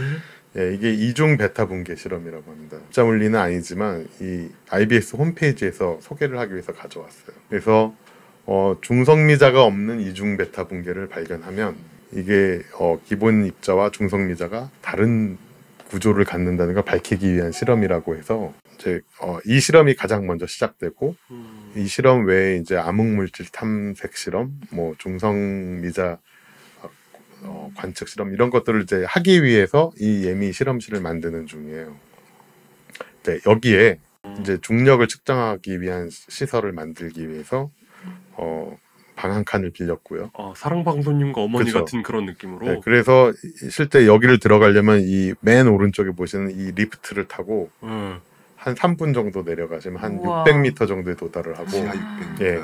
우와. 거기서부터 12%의 경사로로 한 800m를 더 내려가야 돼요. 차를 타고. 우와. 차가 있어요 안에? 차가 다녀요. 뭐 트럭도 다니고 다 다녀요. 공사를 하려면. 이 높이가 터널 높이가 이 정도니까. 예. 그래서 거기 내려가서 이제 1km 지점에 도달한 저 곳에다가 이제 만들려고 하고 있고 저기가 항상 항온 항습이 유지가 됩니다. 26도. 좀 더워요. 안에가 지열 때문에. 26도면 그렇고. 예, 더운 거죠. 예. 그러니까 리프트 타고 딱 600m 내려간 곳에는 약간 시원해요. 근데 이제 더 내려가면 더워지기 시작해요. 예. 그래서 이제 저희가 하려는 거는 캘거리 대학교가 갖고 있는 미세중력 초전도 미세중력 장치를 한국에 들여와서 저기다가 이제 갖다 놓으려고 실험실을 이렇게 꾸몄어요. 네. 그래서 이렇게 방을 공사를 다 끝냈고 거의 저기다가 이렇게 저기 파란색 장치를 올려놓을 거예요. 이 구축 진행을 거의 끝냈고 공사도 끝냈고 이게 이제 중력을 재는 거니까 이 실험실 자체 콘크리트 바닥을 깔아놓은 거를 다 깠어요. 그래서 밑에 안반하고 일치를 시켜야 돼서 다 까서 강도 400짜리 무수축 몰타르를 여기다 붓고 그 안반하고 이 장치를 일치시키는 작업을 하기 위한 플랫폼을 만든 거죠. 안반의 진동이 그대로 올라가야 안반의 되니까. 진동을 느낄 수 있게. 네, 그래서 이게 이제 거의 공사가 끝났고 저희도 10월 4일부터 이 장비가 한국에 와서 이제 설치를 시작을 할 거고 이제 냉각을 지켜야 되죠. 초전도 장치니까 4K까지 냉각을 지켜야 되고. 그러면 이 장비를 어떻게 만드는지도 배울 수도 있겠네요. 만드는 거는 이게 파는 장비라서. 파는 장비예요. 네, 시가로 팝니다. 시가. 광어 같은 거라서 네. 한 50만 불 정도 해요. 50만 불. 예. 그래서 이게 이제 미국에서만 만드는 장비인데 이거를 캐나다에 계신 분이 산 거를 저희가 이제 협조를 구해서 같이 공동 연구를 하기 위해서 들여오는 거고. 원리는 라이고랑 비슷한 다르죠. 식이에요? 어떤 요거는 초전도 장치로 그 니오뷴이라고 하는 구슬을 이렇게 띄워요. 이게 이제 띄운 상태가 돼 있는데 네네. 이게 중력이 변하면 이게 살짝 움직이잖아요. 그러면 이걸 보정하는 전류를 흘려서 얼만큼 변했는지 다시 넣으면 얼마의 전류가 들어가는지에 네네. 따라 중력이 얼마나 변하는지를 재는 장치죠. 예. 그래서 굉장히 민감하고 그러니까 지구에서 가장 민감한 장치 중에 하나고. 그러면 사실 장비보다는 그거를 안정적으로 측정할 수 있는 저 주변 공사하는 게 훨씬 더 비쌀 것 같아요. 아니 그렇진 않아요. 저 그래요? 장비가 그냥 땅 위에 놔서 놓고서 잴 수도 있고 들고 다닐 수도 있는 장비. 진짜요? 와. 그래서 차에다 그냥 싣고 다닐 수도 있어요. 음. 포터블하게 만든 장치라서. 되게 훌륭한 거 아니에요? 예. 자동차의 진동을 측정하는. 그러면 그 우리나라에 지진이 어느 곳에 일어나든지 네. 걔를 디텍트할 수 있는 측정을 할 수 있는. 그러니까 이제 지진이 일어났을 때 그때 지진으로 생기는 중력의 변화를 재는 건데 그게 너무 가까우면 또 못 재요. 왜냐하면 중력이라는 거는 질량들의 합산이 다가 닥쳐와야 되니까 적어도 한 100km 이상 정도 되는 곳에 거리가 어느 정도 있어야 되고 그다음에 저장치로 재려면 대략 한 8 이상의 지진이 나야 돼요, 규모. 그러면 영남이나 뭐 이런데 큰 지진이 날 때는 금방 알아낼 수 있다는 얘기네요. 네, 그걸 이제 하겠다는 거죠. 일본에서 많이 지진이 났다. 그렇죠. 그래서 실제로 저장치가 일본 동일본 지진이 났을 당시에 그 카그라하고 그 슈퍼 카미오칸데가 있는 그 지하에 있었어요. 카미오카 광산에 있었고 그때 데이터를 받았어요. 그래서 그 데이터를 가지고 그 프랑스 그룹이 여기 중력 진호가 잡혔다라고 쓴 논문이 네이처에 실린 거예요. 아까 그게 그 내용이요. 네, 그래서 이제 그 이론을 저희가 한 번 더 검증을 해보고 이게 맞다면 이제 사실은 이게 8 이상의 지진이 날 확률은 거의 없잖아요. 그렇죠. 근데 적은 지진이 바다에서 나더라도 쓰나미 같은 것들은 올 수 있기 때문에 쓰나미 경보를 내릴 수 있겠네. 네, 그렇죠. 그래서 이제 8 이하의 지진이 났을 때는 이거보다 다른 장치가 필요한데 그게 이제 중력 경사계라고 하는 장치예요. 이게 소그로라고 제가 말씀드렸던 그 중력파 검출기를 작게 만들면 훨씬 더 작은 지진에 대해서도 디텍트할 수 있다라는 논문들을 그 프랑스 그룹들이 또 주장을 하고 있어요. 그래서 그걸 검증해 보는 게 이제 목적이고요. 그러면은 그게 검증이 되고 이거 해보니까 진짜 되는데라고 하면은 중력으로 지진을 측정하는 방법이 말하자면 굉장히 빨리 뭐 퍼져서 그렇죠. 그러면 이제 있겠네요. 그 장치를 만들자 이렇게 되는 거죠. 네. 그래서 이제 지금 계획은 11월부터 한 5년 3년간 지금 가동할 계획으로 있고요. 이거를. 리스키한 게 뭐냐면 3년 안에 그런 지진이 안 나면 다 말짱들어 보는 거죠. 네. 중력파 검출도 그랬죠. 그렇죠. 장치해놓고 그냥 마냥 기다리는 거죠. 네, 그래서 이제 이게 위험하니까 이걸로 할 수 있는 일들이 굉장히 많습니다. 네. 그래서 이제 아까 말씀드렸던 그 지진, 곧 박영석 교수님이 이제 그 지진에 대한 이야기를 또 해주시겠지만 화산 활동도 이걸로 감지를 할 수가 있어서 그 지난 시간에 말씀드린 뮤온을 이용한 토모그래피로 화산을 감시하는 일들에 이 중력계로 같이 측정을 해서 같은 영상을 합쳐서 만들어요. 네, 그러니까 화산 활동 측정에도 가능하고, 그다음에 이제 안반의 밀도를 이렇게 측정을 할 수 있는데 그게 어디에 쓰이냐면 방패장을 건설할 때 얼마나 안반이 튼튼해야 되는가라는 걸 측정하기 위한 사실. 그다음에 요새 이제 가장 이슈가 된 게 탄소 포집 기술이 있잖아요. 네. 대기 중 탄소를 땅에다 이렇게 묻는데 네. 이게 이제 세면 안 돼요. 네, 큰일 나죠. 그러니까 그걸 모니터링하는데도 이 중력을 측정해서 하게 돼요. 그건 어떻게 중력 측정으로 중력이 변해요, 실제로. 그러니까 이게 어느 정도 민감하냐면 정말요? 이 저수지에 비가 오는 시즌과 비가 오지 않는 시즌에 중력의 변화를 재요. 와, 대단하다. 옆에다 두면. 잠수함 찾을 수도 있는 거 아니에요? 실제로 그런 데도 쓰일 수 있죠. 잠수함을 찾거나 잠수함을 내비게이팅할 때 안 보이니까 중력의 변화로 이게 지도를 그리는. 원래 그 그라디오미터가 군사 용도로 개발이 돼서 그 옛날에 웨버의 중력계가 있었잖아요. 그렇죠. 실패했지만은 그 학교에 그 잘 아시겠지만은 백모 교수님한테 미국 DOD에서 연구비를 많이 주고 계속 연구를 시킨 게 그런 그 센시티브한 센서를 개발해라. 그 구워 가지고 우리가 군사용으로 쓰려고 한다. 그게 계속 됐어요. 논문은 안 쓰셔도 돼. 국방부에서 계속 연구비를 줘요. 아니 그러면 지금 뭐 몰라서 그렇지 이미 다 그런 게 뭐 장비가 뭐 장착돼 있고 그럴 수 있겠네요. 그러니까 그럴지도 모르죠. 그게 사실은 이제 그래디오미터 자체는 상용화된 것도 있고 있는데 이걸 초전도로 더 민감하게 만드는 게 사실은 어려운 기술. 그래서 초전도 그래디오미터 중력 경사계는 아직 상용화된 게 없고. 이것도 망원경처럼 여러 개를 어레이, 그렇죠. 어레이처럼 활용을 하면 감도가 올라가는 효과가 있는 건가요? 위치를 파악할 수 여러 가지 장점이 있죠. 사실 이제 뭐 기후 변화로 인해서 생기는 갑작스러운 이런 천재지변이나 이런 것들에 대한 일단은 빨리 찾아내서 뭐 사람들을 그렇죠. 뭐 대피를 시키든지 그렇죠. 하는 대책들에 대해서 좀 고민을 예전보다 좀 더 적극적으로 하고 있는 것 같고요. 저희 지난 시간부터 계속 홍익인간의 물리학 어쨌든 인간들에게 도움이 된다라는 그렇죠. 얘기를 하고 있습니다.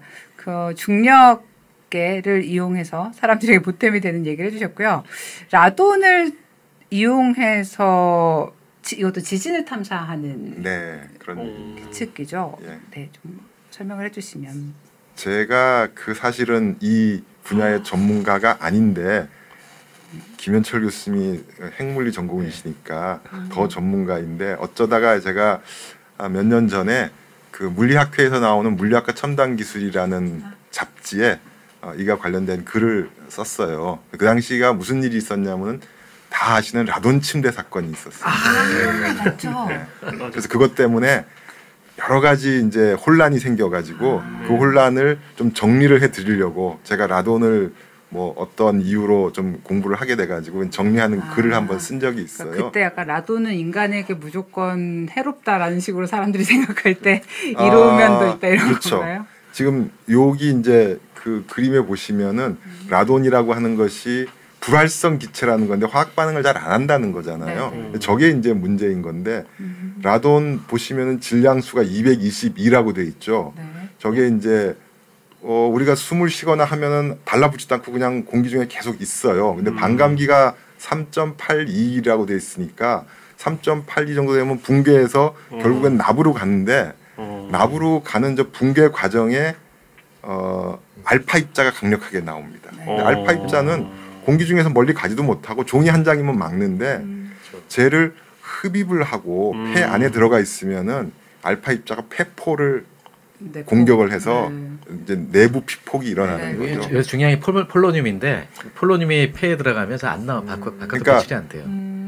라돈은 들어갔다가 그냥 나오는데 공기 중에 라돈이 붕괴해서 에어로졸 입자에 폴로늄이나 이런 것들이 흡착이 된 상태에서 그걸 흡입하면은 침착이 되거든요. 사실은 라돈은 반감기가 3.81이니까 한번 하면은 그냥 나와요. 네. 아무 화학 반응도 안 하고 거의 붕괴도 안 하고. 근데 많이 있으면은 그게 이제 폴로늄 등등의 후의 핵종들이 에어로졸 입자에 붙어가지고 공기 중에 흡입이 돼서 문제가 되는 건데 어쨌든 라돈 침대에 나오는 라돈은 저 라돈이 아니고 220이에요. 그렇군요. 그때 음이온이 나온다고 했던 네. 그 라돈. 걔는 반감기가 55초밖에 안 돼요. 동위원소. 금방 없어져요. 금방 없어져요. 그래서 실제로 오래 살아남는 저 라돈이 환경 방사선으로 문제가 되고 무거우니까 지하실에 이제 네. 쌓여가지고 문제가 되는데 220은 사실은 문제가 안 되고 벽 같은데 220이 좀 나오는 게 있으면은 222를 재는데 방해가 됩니다. 네. 그래서 벽에서 이만큼 떨어뜨려서 재라고 돼 있어요. 그 왜 그러냐면은 반감기가 저거밖에 안 되니까 나오다가 다 없어져 버려요. 근데 침대는 우리가 코를 박고 자잖아요. 그렇죠. 거기서는 220이 나오는 거였어요. 사실은 스탠다드한 방법으로 라돈 측정을 하면은 침대는 안 나와야 되고 문제가 없어야 되는데 그렇게 측정하면 문제가 없었지. 그런데 아니 나는 이렇게 코를 박고 자는데 그게 문제가 없다고 말이 안 되잖아요. 그래서 측정값에 막 이상한 일이 벌어졌는데 어떤 장치는 222만 분리해서 측정하는 장치가 있고 어떤 거는 두 개 다 한꺼번에 측정하는 장치가 있고 이게 뭐야 도대체 값이 왜 이렇게 달라? 그래서 그렇게 그런 혼란이 막 혼란스러웠군요. 생긴 거예요. 그리고 그 220은 우라늄, 저기는 우라늄에서부터 유래하는데 220짜리는 토륨에서부터 유래를 해요. 그래서 이제 그걸 토론이라고도 합니다. 얘는 220이라서 우라늄에서 라돈이라고 하는데 사실 정확한 원소 이름은 라돈이 맞고 220을 그냥 토론이라고 부르기도 하는데 구분하려고. 걔네들은 음이온이 나온다고 하는 모나자이트라는 광물 안에 토륨이 한 모나자이트. 30-40% 들어있어요. 거기서 나오는 거예요. 이게 제가 이제 부산대 있을 때 한번 그 음이온 침대 만드는 분들이 왔어요. 근데 나중에 알게 된 건데 이제 그때 온 분은 그 회사에 반대되는 회사에 있다가 쫓겨나가서 이제 반대하는 쪽이었는데 거기서 그 시료를 가지고 왔어요. 근데 우리는 몰랐죠. 근데 그 시료가 모나자이트였고. 그쵸. 네. 음이온 발생시키는 침대. 근데 음이온이 나온다면 결국 방사선이거든요. 그렇죠. 네. 아이오나이즈를 시켜야 그러니까 되니까. 침대를 만든 걸 가져온 거예요. 그래서 재봤더니 뭐 이건 완전 토림 덩어리더라고요. 좀 측정을 했거든요. 네. 그래서 그거를 우리는 또 그때 법적인 그런 경험이 없어가지고 또 그 측정한 거를 서류로 만들어서 줬어요. 줬더니 그쪽에서 이걸 가지고 사장이랑 시비 걸었나 봐요. 근데 사장이 변호사를 대동해서 또 왔어요. 아이고. 고생하셨네. 아 그때 이제 어... 경험이 없으니까 또 그때 변호사니까 겁나더라고요. 우리 지금 변호사가 없잖아요. 근데 그때 그 사장님이 하신 말씀 제가 영원히 잊지 못하는데 안 위험하다는 거예요. 왜냐면 용광로로 싹 녹이기 때문에 방수도 다 녹는다. 무슨 말이야? 무슨 말이지? 무슨 연금술사 같은 말씀하시네요. 핵을 녹여야 되는 한 1억 도 정도 돼요. 아니, 근데 저는 그때 뭐라고 좀 반론을 제기하고 싶은데 네, 변호사 때문에 반론을 제기 못. 어쩌다가 음이온이 몸에 좋다는 얘기. 그러니까 1번 음이온이 몸에 좋다는 것이 증명된 점 없음. 그 다음에 아까 말한 토륨이 들었다고 음이온이 잘 만들어진다는 것도 증명된 점 없음. 네.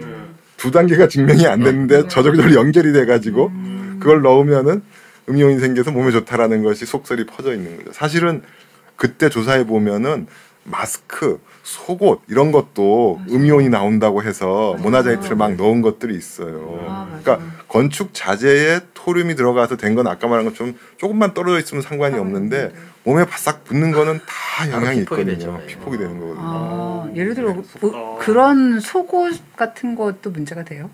마스크가 제일 큰 문제죠. 마스크 되죠. 그냥 흡입을 하는 거니까. 음이온 마스크 이런 거. 그래도 사람 피부가 튼튼하기 때문에 알파 정도는 막아내는데 이게 예를 들면 중간에 메타스테이트가 있어가지고 이게 왜냐면 계속 분개가잖아요. 그래서 중간에 메타스테이트 있으면 이제 감마레이를 내놓거든요. 감마레는 다 그럼 뚫고 헐크가 되는 거 아니에요? 그렇죠. 피폭이 심해지죠. 이게 이제 라돈이 왜 나왔느냐? 네네네. 다시 돌아가면은 그림에 라돈 해서 잠깐 아까 발표 자료 저기 오른쪽 그림 적어 넣었잖아요. 이게 제가 부산대 있을 때 부산 전체 지하수에 한 500여 군데에 그 라돈을 조사한 적이 있어요. 그래서 이게 사상. 그래서 이거에 그 논문에 실렸던 그건데 이거는 신문에 이제 부산 신문에도 나고 뭐 국제 신문에도 나고 그랬는데 이런 연구는 제가 이제 발표를 할 때 양성자의 구조 이야기한다면 이런 것도 연구한다라고 딱 넣잖아요. 그럼 전부 다 이것만 질문을 해요. 양성자의 재밌잖아요. 그래서 잠깐 보여드리려고 가져왔습니다. 저런 게 굉장히 중요한 게 우리나라는 라돈 침대 이후에 라돈에 대한 위험성에 대해서 조금 이제 그 관심이 줄었는데 사실은 폐암 발생 원인 2위가 라돈이에요. 아 진짜요? 네. 담배 다음으로 라돈인데 그래서 미국에서는 이사를 하거나 집을 살 때에 우리나라 아파트는 그냥 들어가잖아요. 근데 오래된 집이 많으니까 홈 인스펙터라는 직업이 있습니다. 그래서 돈을 주고 내가 이 집을 얼마 주고 사는데 멀쩡해? 라고 이제 하는데 그 중에 하나가 라돈 디텍션을 해서 라돈 스페셜리스트라고 아예 직업이 있어요. 그 사람들은 그 서티파이드 된 계량기를 들고 가서 그 집에 라돈을 측정해서 이 집 라돈은 얼마다라는 거를 해주고 증명서를 발급해주고 그게 만약 문제가 있으면은 소위 미티게이션을 해야 돼요. 미티게이션이라는 게 별게 아니고 그냥 팬을 달아서 빼내면 되거든요. 그거를 해야만 집이 팔리고 그거가 안 돼 있으면은 팔 수가 없어요. 그런 법이 만들어져 있는 게 주법인데 연방법은 아니고 그런 법을 도입한 데가 한 30-40개 주가 돼요. 우리가 대리석이라고 하는 그 많은 벽에 붙이는 또는 뭐 화장실에 있는 이게 사실은 대리석이 아니고 화강석이거든요. 폴리싱한 화강암이에요. 우라늄이 있습니다. 제가 라돈 디텍터를 우리 집 화장실에 있는 요 그 뭐라 그러죠? 선반에다가 이렇게 올려놓으면은 슉 올라가요. 그래서 우리 집 화장실은 항상 팬이 켜져 있습니다. 1년 365, 24시간. 그리고 거실에 갖다 놓으면 없어요. 지하철 다니는 지하에 갖다 놓으면은 또 올라갑니다. 그래서 보통 아파트도 2층 정도 높이까지는 얘가 라돈이 올라오거든요. 집안에서 올라오는. 예. 네, 아파트에 보통 2층까지는 라돈의 영향 아래 있어요. 그러니까 땅에서 많이 나오니까 네네. 화강암에서 나오니까 낮을수록 흙 속으로 들어갈수록 많이 나오죠. 그래서 우리나라도 사실은 그걸 다 측정을 해서 농도가 높으면은 미티게이션을 해주거나 해야 돼요. 근데 아직 그 법이 미국처럼 이렇게 유효하게 발효되고 있는 것 같지는 않습니다. 어쨌든 라돈 얘기가 이 라돈 하려고 한 건 아니고 네네. 라돈을 가지고 뭘 할 수 있느냐. 이게 이 그림이 뭐냐면은 울진에 있는 석류굴이에요. 석류굴 그림을 어디서 따왔는데 왜 울진의 석류굴을 제가 보여주냐면은 저기다가 라돈 측정 장치를 놓고 네. 오랜 시간에 걸쳐서 라돈을 측정을 했더니 이게 우리나라 서울대에 있는 분이 낸 논문인데 도호쿠 대지진을 전후해서 라돈이 확 올라가더라. 우와, 왜요? 그 아까 말한 그 중력 이런 거는 일단 지진이 발생해야 네, 중력의 영향이 뭐 150초 후에 오든지 5초 후에 오든지 하잖아요. 네, 이거는 네.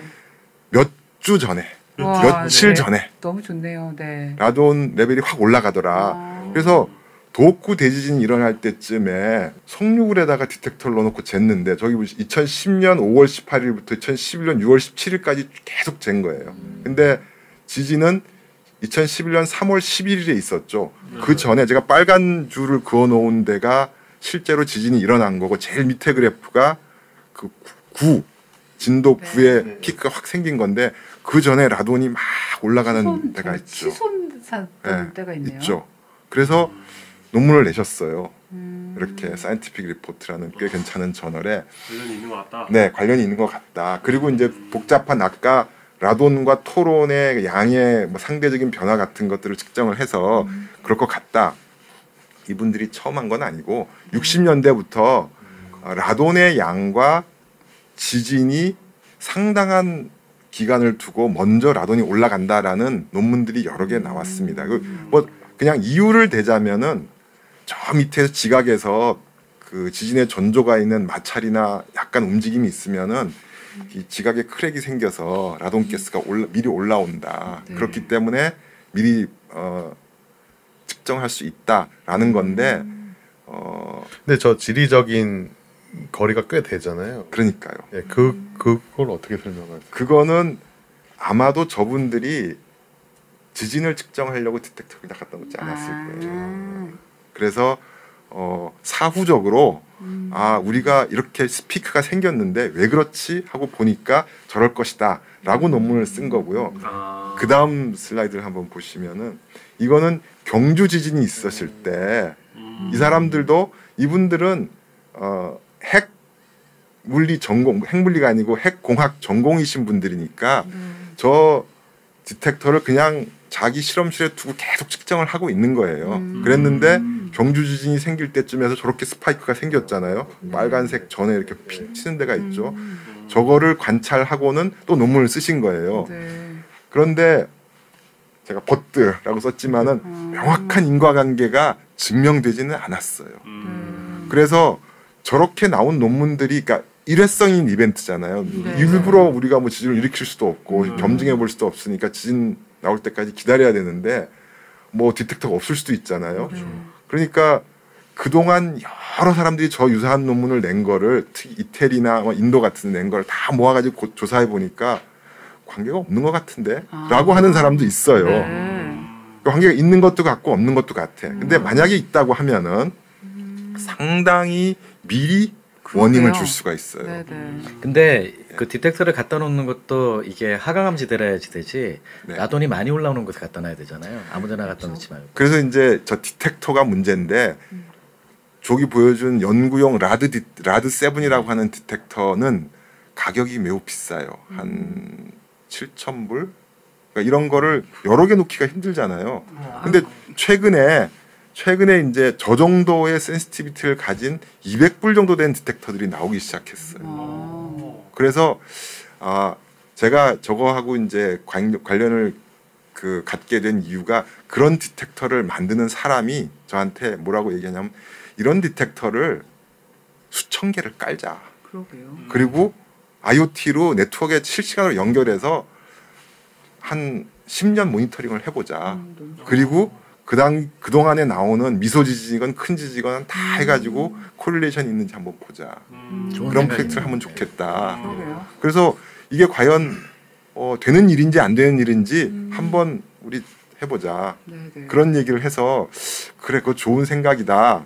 근데 나는 뭐 지진 전문가도 아니고 라돈 전문가도 아니고 어떻게 하면 좋지? 뭐 이런 생각을 하면서 네네. 저도 라돈 공부를 좀 하고 라돈 디텍터도 그 사람한테 받아가지고 뭐 집에도 설치해보고 하는 과정이 있는 거예요. 그래서 1,200 뿌리면은 뭐 할 수 있잖아요. 몇 억 정도 들이면은 뭐 수백 개 깔아가지고 사실은 일본이나 캘리포니아 같은 데다가 캘리포니아 주정부 같은 데가 그런 프로젝트를 제안을 할까 뭐 이런 생각들도 지금 하고 있는 상태예요. 그래서 근데 지진의 전조를 저 정도 단위로 알 수 있으면 이득이 어마어마하잖아요. 그렇죠. 근데 이게 아까 제가 왜 부산시 그거 네네네. 보여드렸잖아요. 그때 이제 뭐 핵물리학자들만 한 게 아니라 그 지질학자 한 분하고 같이 연구를 했어요. 근데 이게 주로 아까 말씀하신 것처럼 화강암지대 이쪽에 지하수들이 라돈이 많거든요.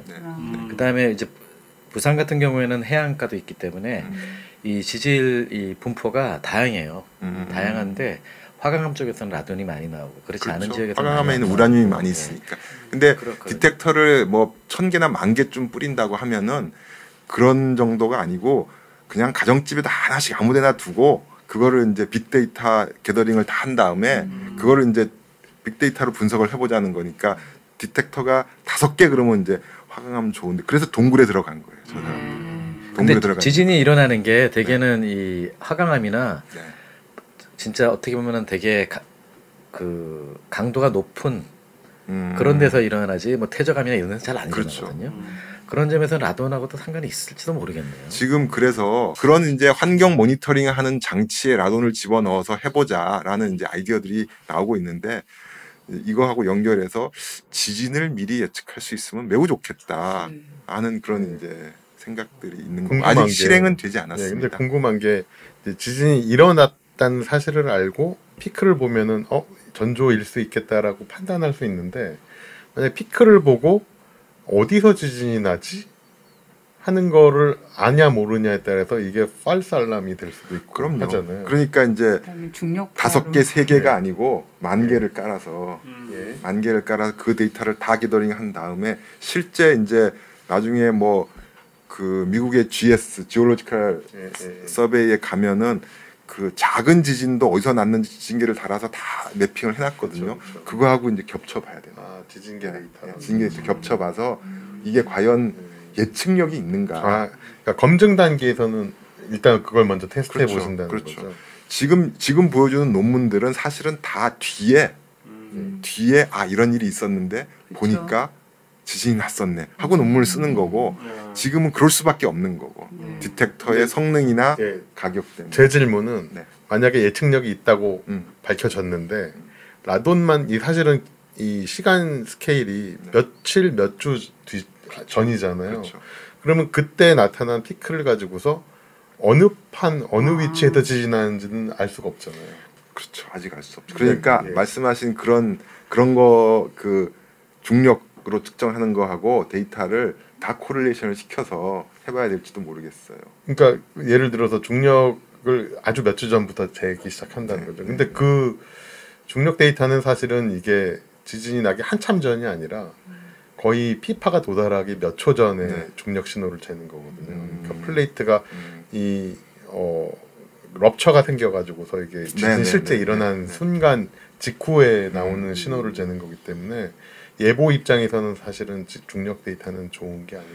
근데 이제 박 교수님 말씀은 지금 중력계 나서 지진이 일어나면 그 데이터를 계속 얻고 동시에 이제 라돈 또 해서 계속 얻어서 한 10년, 20년 쌓이면 그렇죠. 뭔가 힌트를 찾는데 그렇죠. 예측을 하세요. 뭔가 사실 중력계로 하는 것도 1분, 2분만 미리 워닝을 해도 할 수 있는 일들이 많고요. 그렇죠. 그리고 일주일 정도인지 10일인지 3일인지 몰라도 그 앞으로 5일 후에 그 이후 10일 사이에 지진이 일어난다고만 얘기해 줄 수 있어도 많은 일을 할 수 있죠. 근데 일본 같은 경우는 이제 피파하고 에스파하고 그 시간 차이를 이용해서 그렇죠.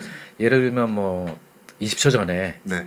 에스파 딱 오면은 그렇죠. 이제 피파가 딱 도착하면 지진이 일어났다는 걸 알 수가 있으니까 20초 전에 경보를 내리는 거예요. 10초나 20초 전에 그렇죠. 10초에 지진이 도달합니다. 그러면 이제 큰 지진인 걸 아니까 최소한 뭐 책상 밑에 들어갈 수 수 있잖아요. 있죠. 그 시간만 벌어져도 네, 그럼요. 인명 피해는 많이 줄일 수 굉장히 있으니까. 많이 도움이 됩니다. 우리나라도 그걸 1, 2분 하면은 엄청나요. 1, 2분 정도. 1, 2분이면 예. 정말 건물 바깥으로 대기패. 아니 뭐 스위치 내리고 갈 수 그렇죠. 있죠. 예. 그러니까 어려운 화재도 안 점은 나고. 근데 어려운 점은 이제 바다에서 났을 때가 사실은 피파 감지기는 육지 근처에만 있기 때문에 거의 그게 어려운 거죠. 그래서 이게 중요한 게 미국 같은 데는 뭐 10년, 20년, 30년 계속 데이터를 모으잖아요. 그렇죠. 우리도 그게 필요하거든요, 지금. 그래요. 예. 계속 그걸 꾸준히 투자하고 네. 그런 게 필요한데 화산에도 라돈을 응용을 했지 않나요? 화산은 더 하겠죠. 더 많이 왜냐면 나오겠죠. 확실하게 예, 그럴 예, 거 예. 아니에요? 이게 실제로 아까 제가 잠깐 적어놨는데 라돈을 어떻게 발견하게 됐냐면 네. 러더포드하고 오웬스가 그 라듐을 가지고 이제 반감기 측정하고 그랬어요. 그때 이 캐나다의 맥길 대학교에 이제 러더포드가 그 교수를 갔을 텐데 그때 오웬스라고 미국 사람인데 그때 그 맥길 대학이 있었어요. 기계공학과에. 근데 이제 자기 방사선을 공부하고 싶다고 해서 러더포드 조수를 했거든요.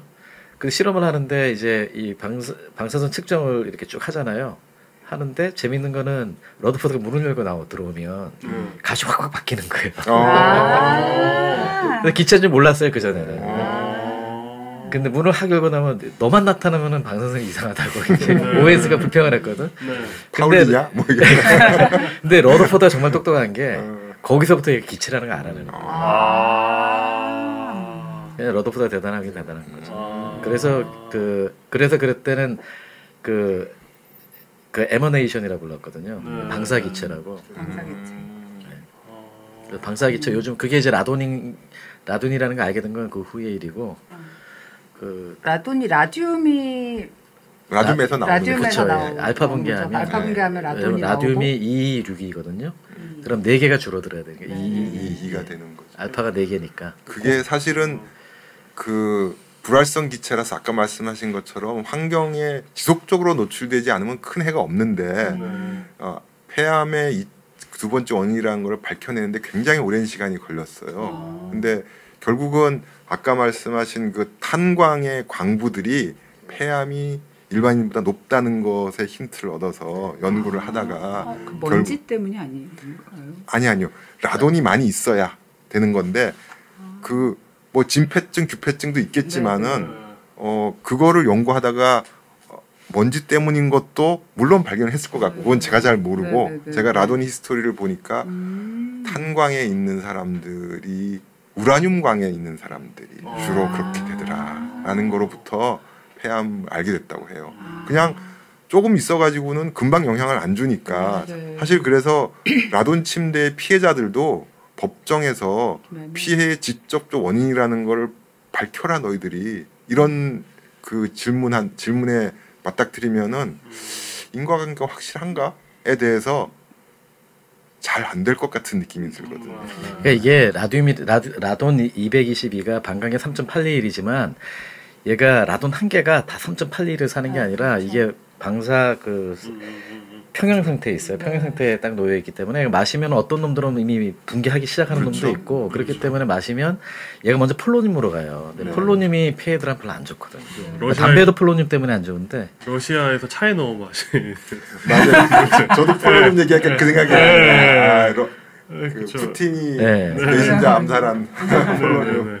그 폐에 안 좋아요 실제로. 그리고 이게 피부는 튼튼한데 사람 내장은 별로 약하기 때문에 특히 페포는 약하니까. 그게 다 이 등가설량을 측정을 할 때 웨이트 팩터에 다 들어가거든요. 네.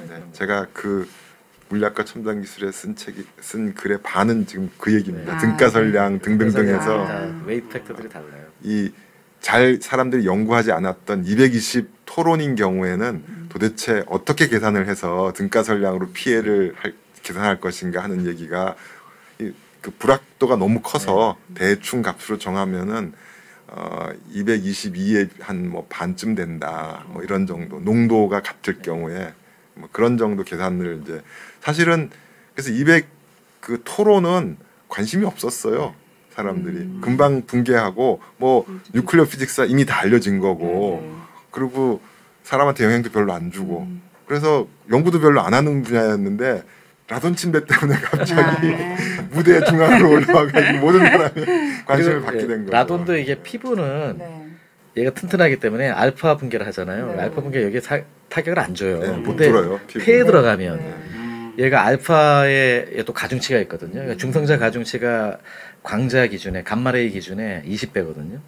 20배면 알파 입자도 거의 같다고요. 그 폐 안에서나 이런 데서는 가중치가 커요 오히려.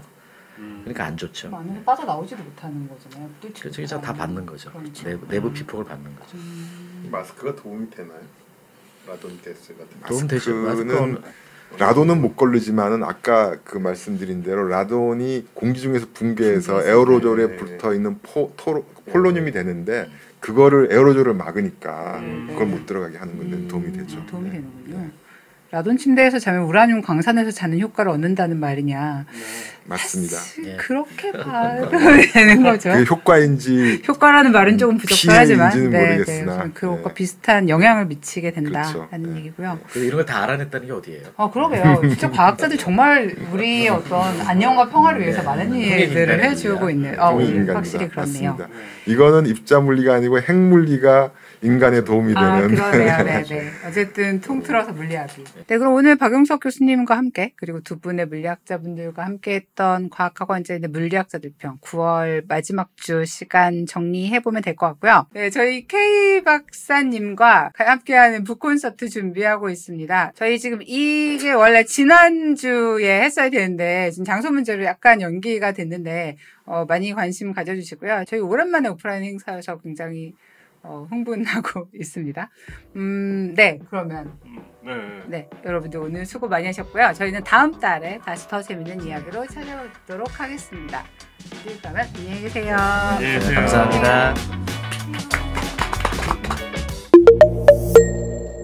과학하고 앉아있네.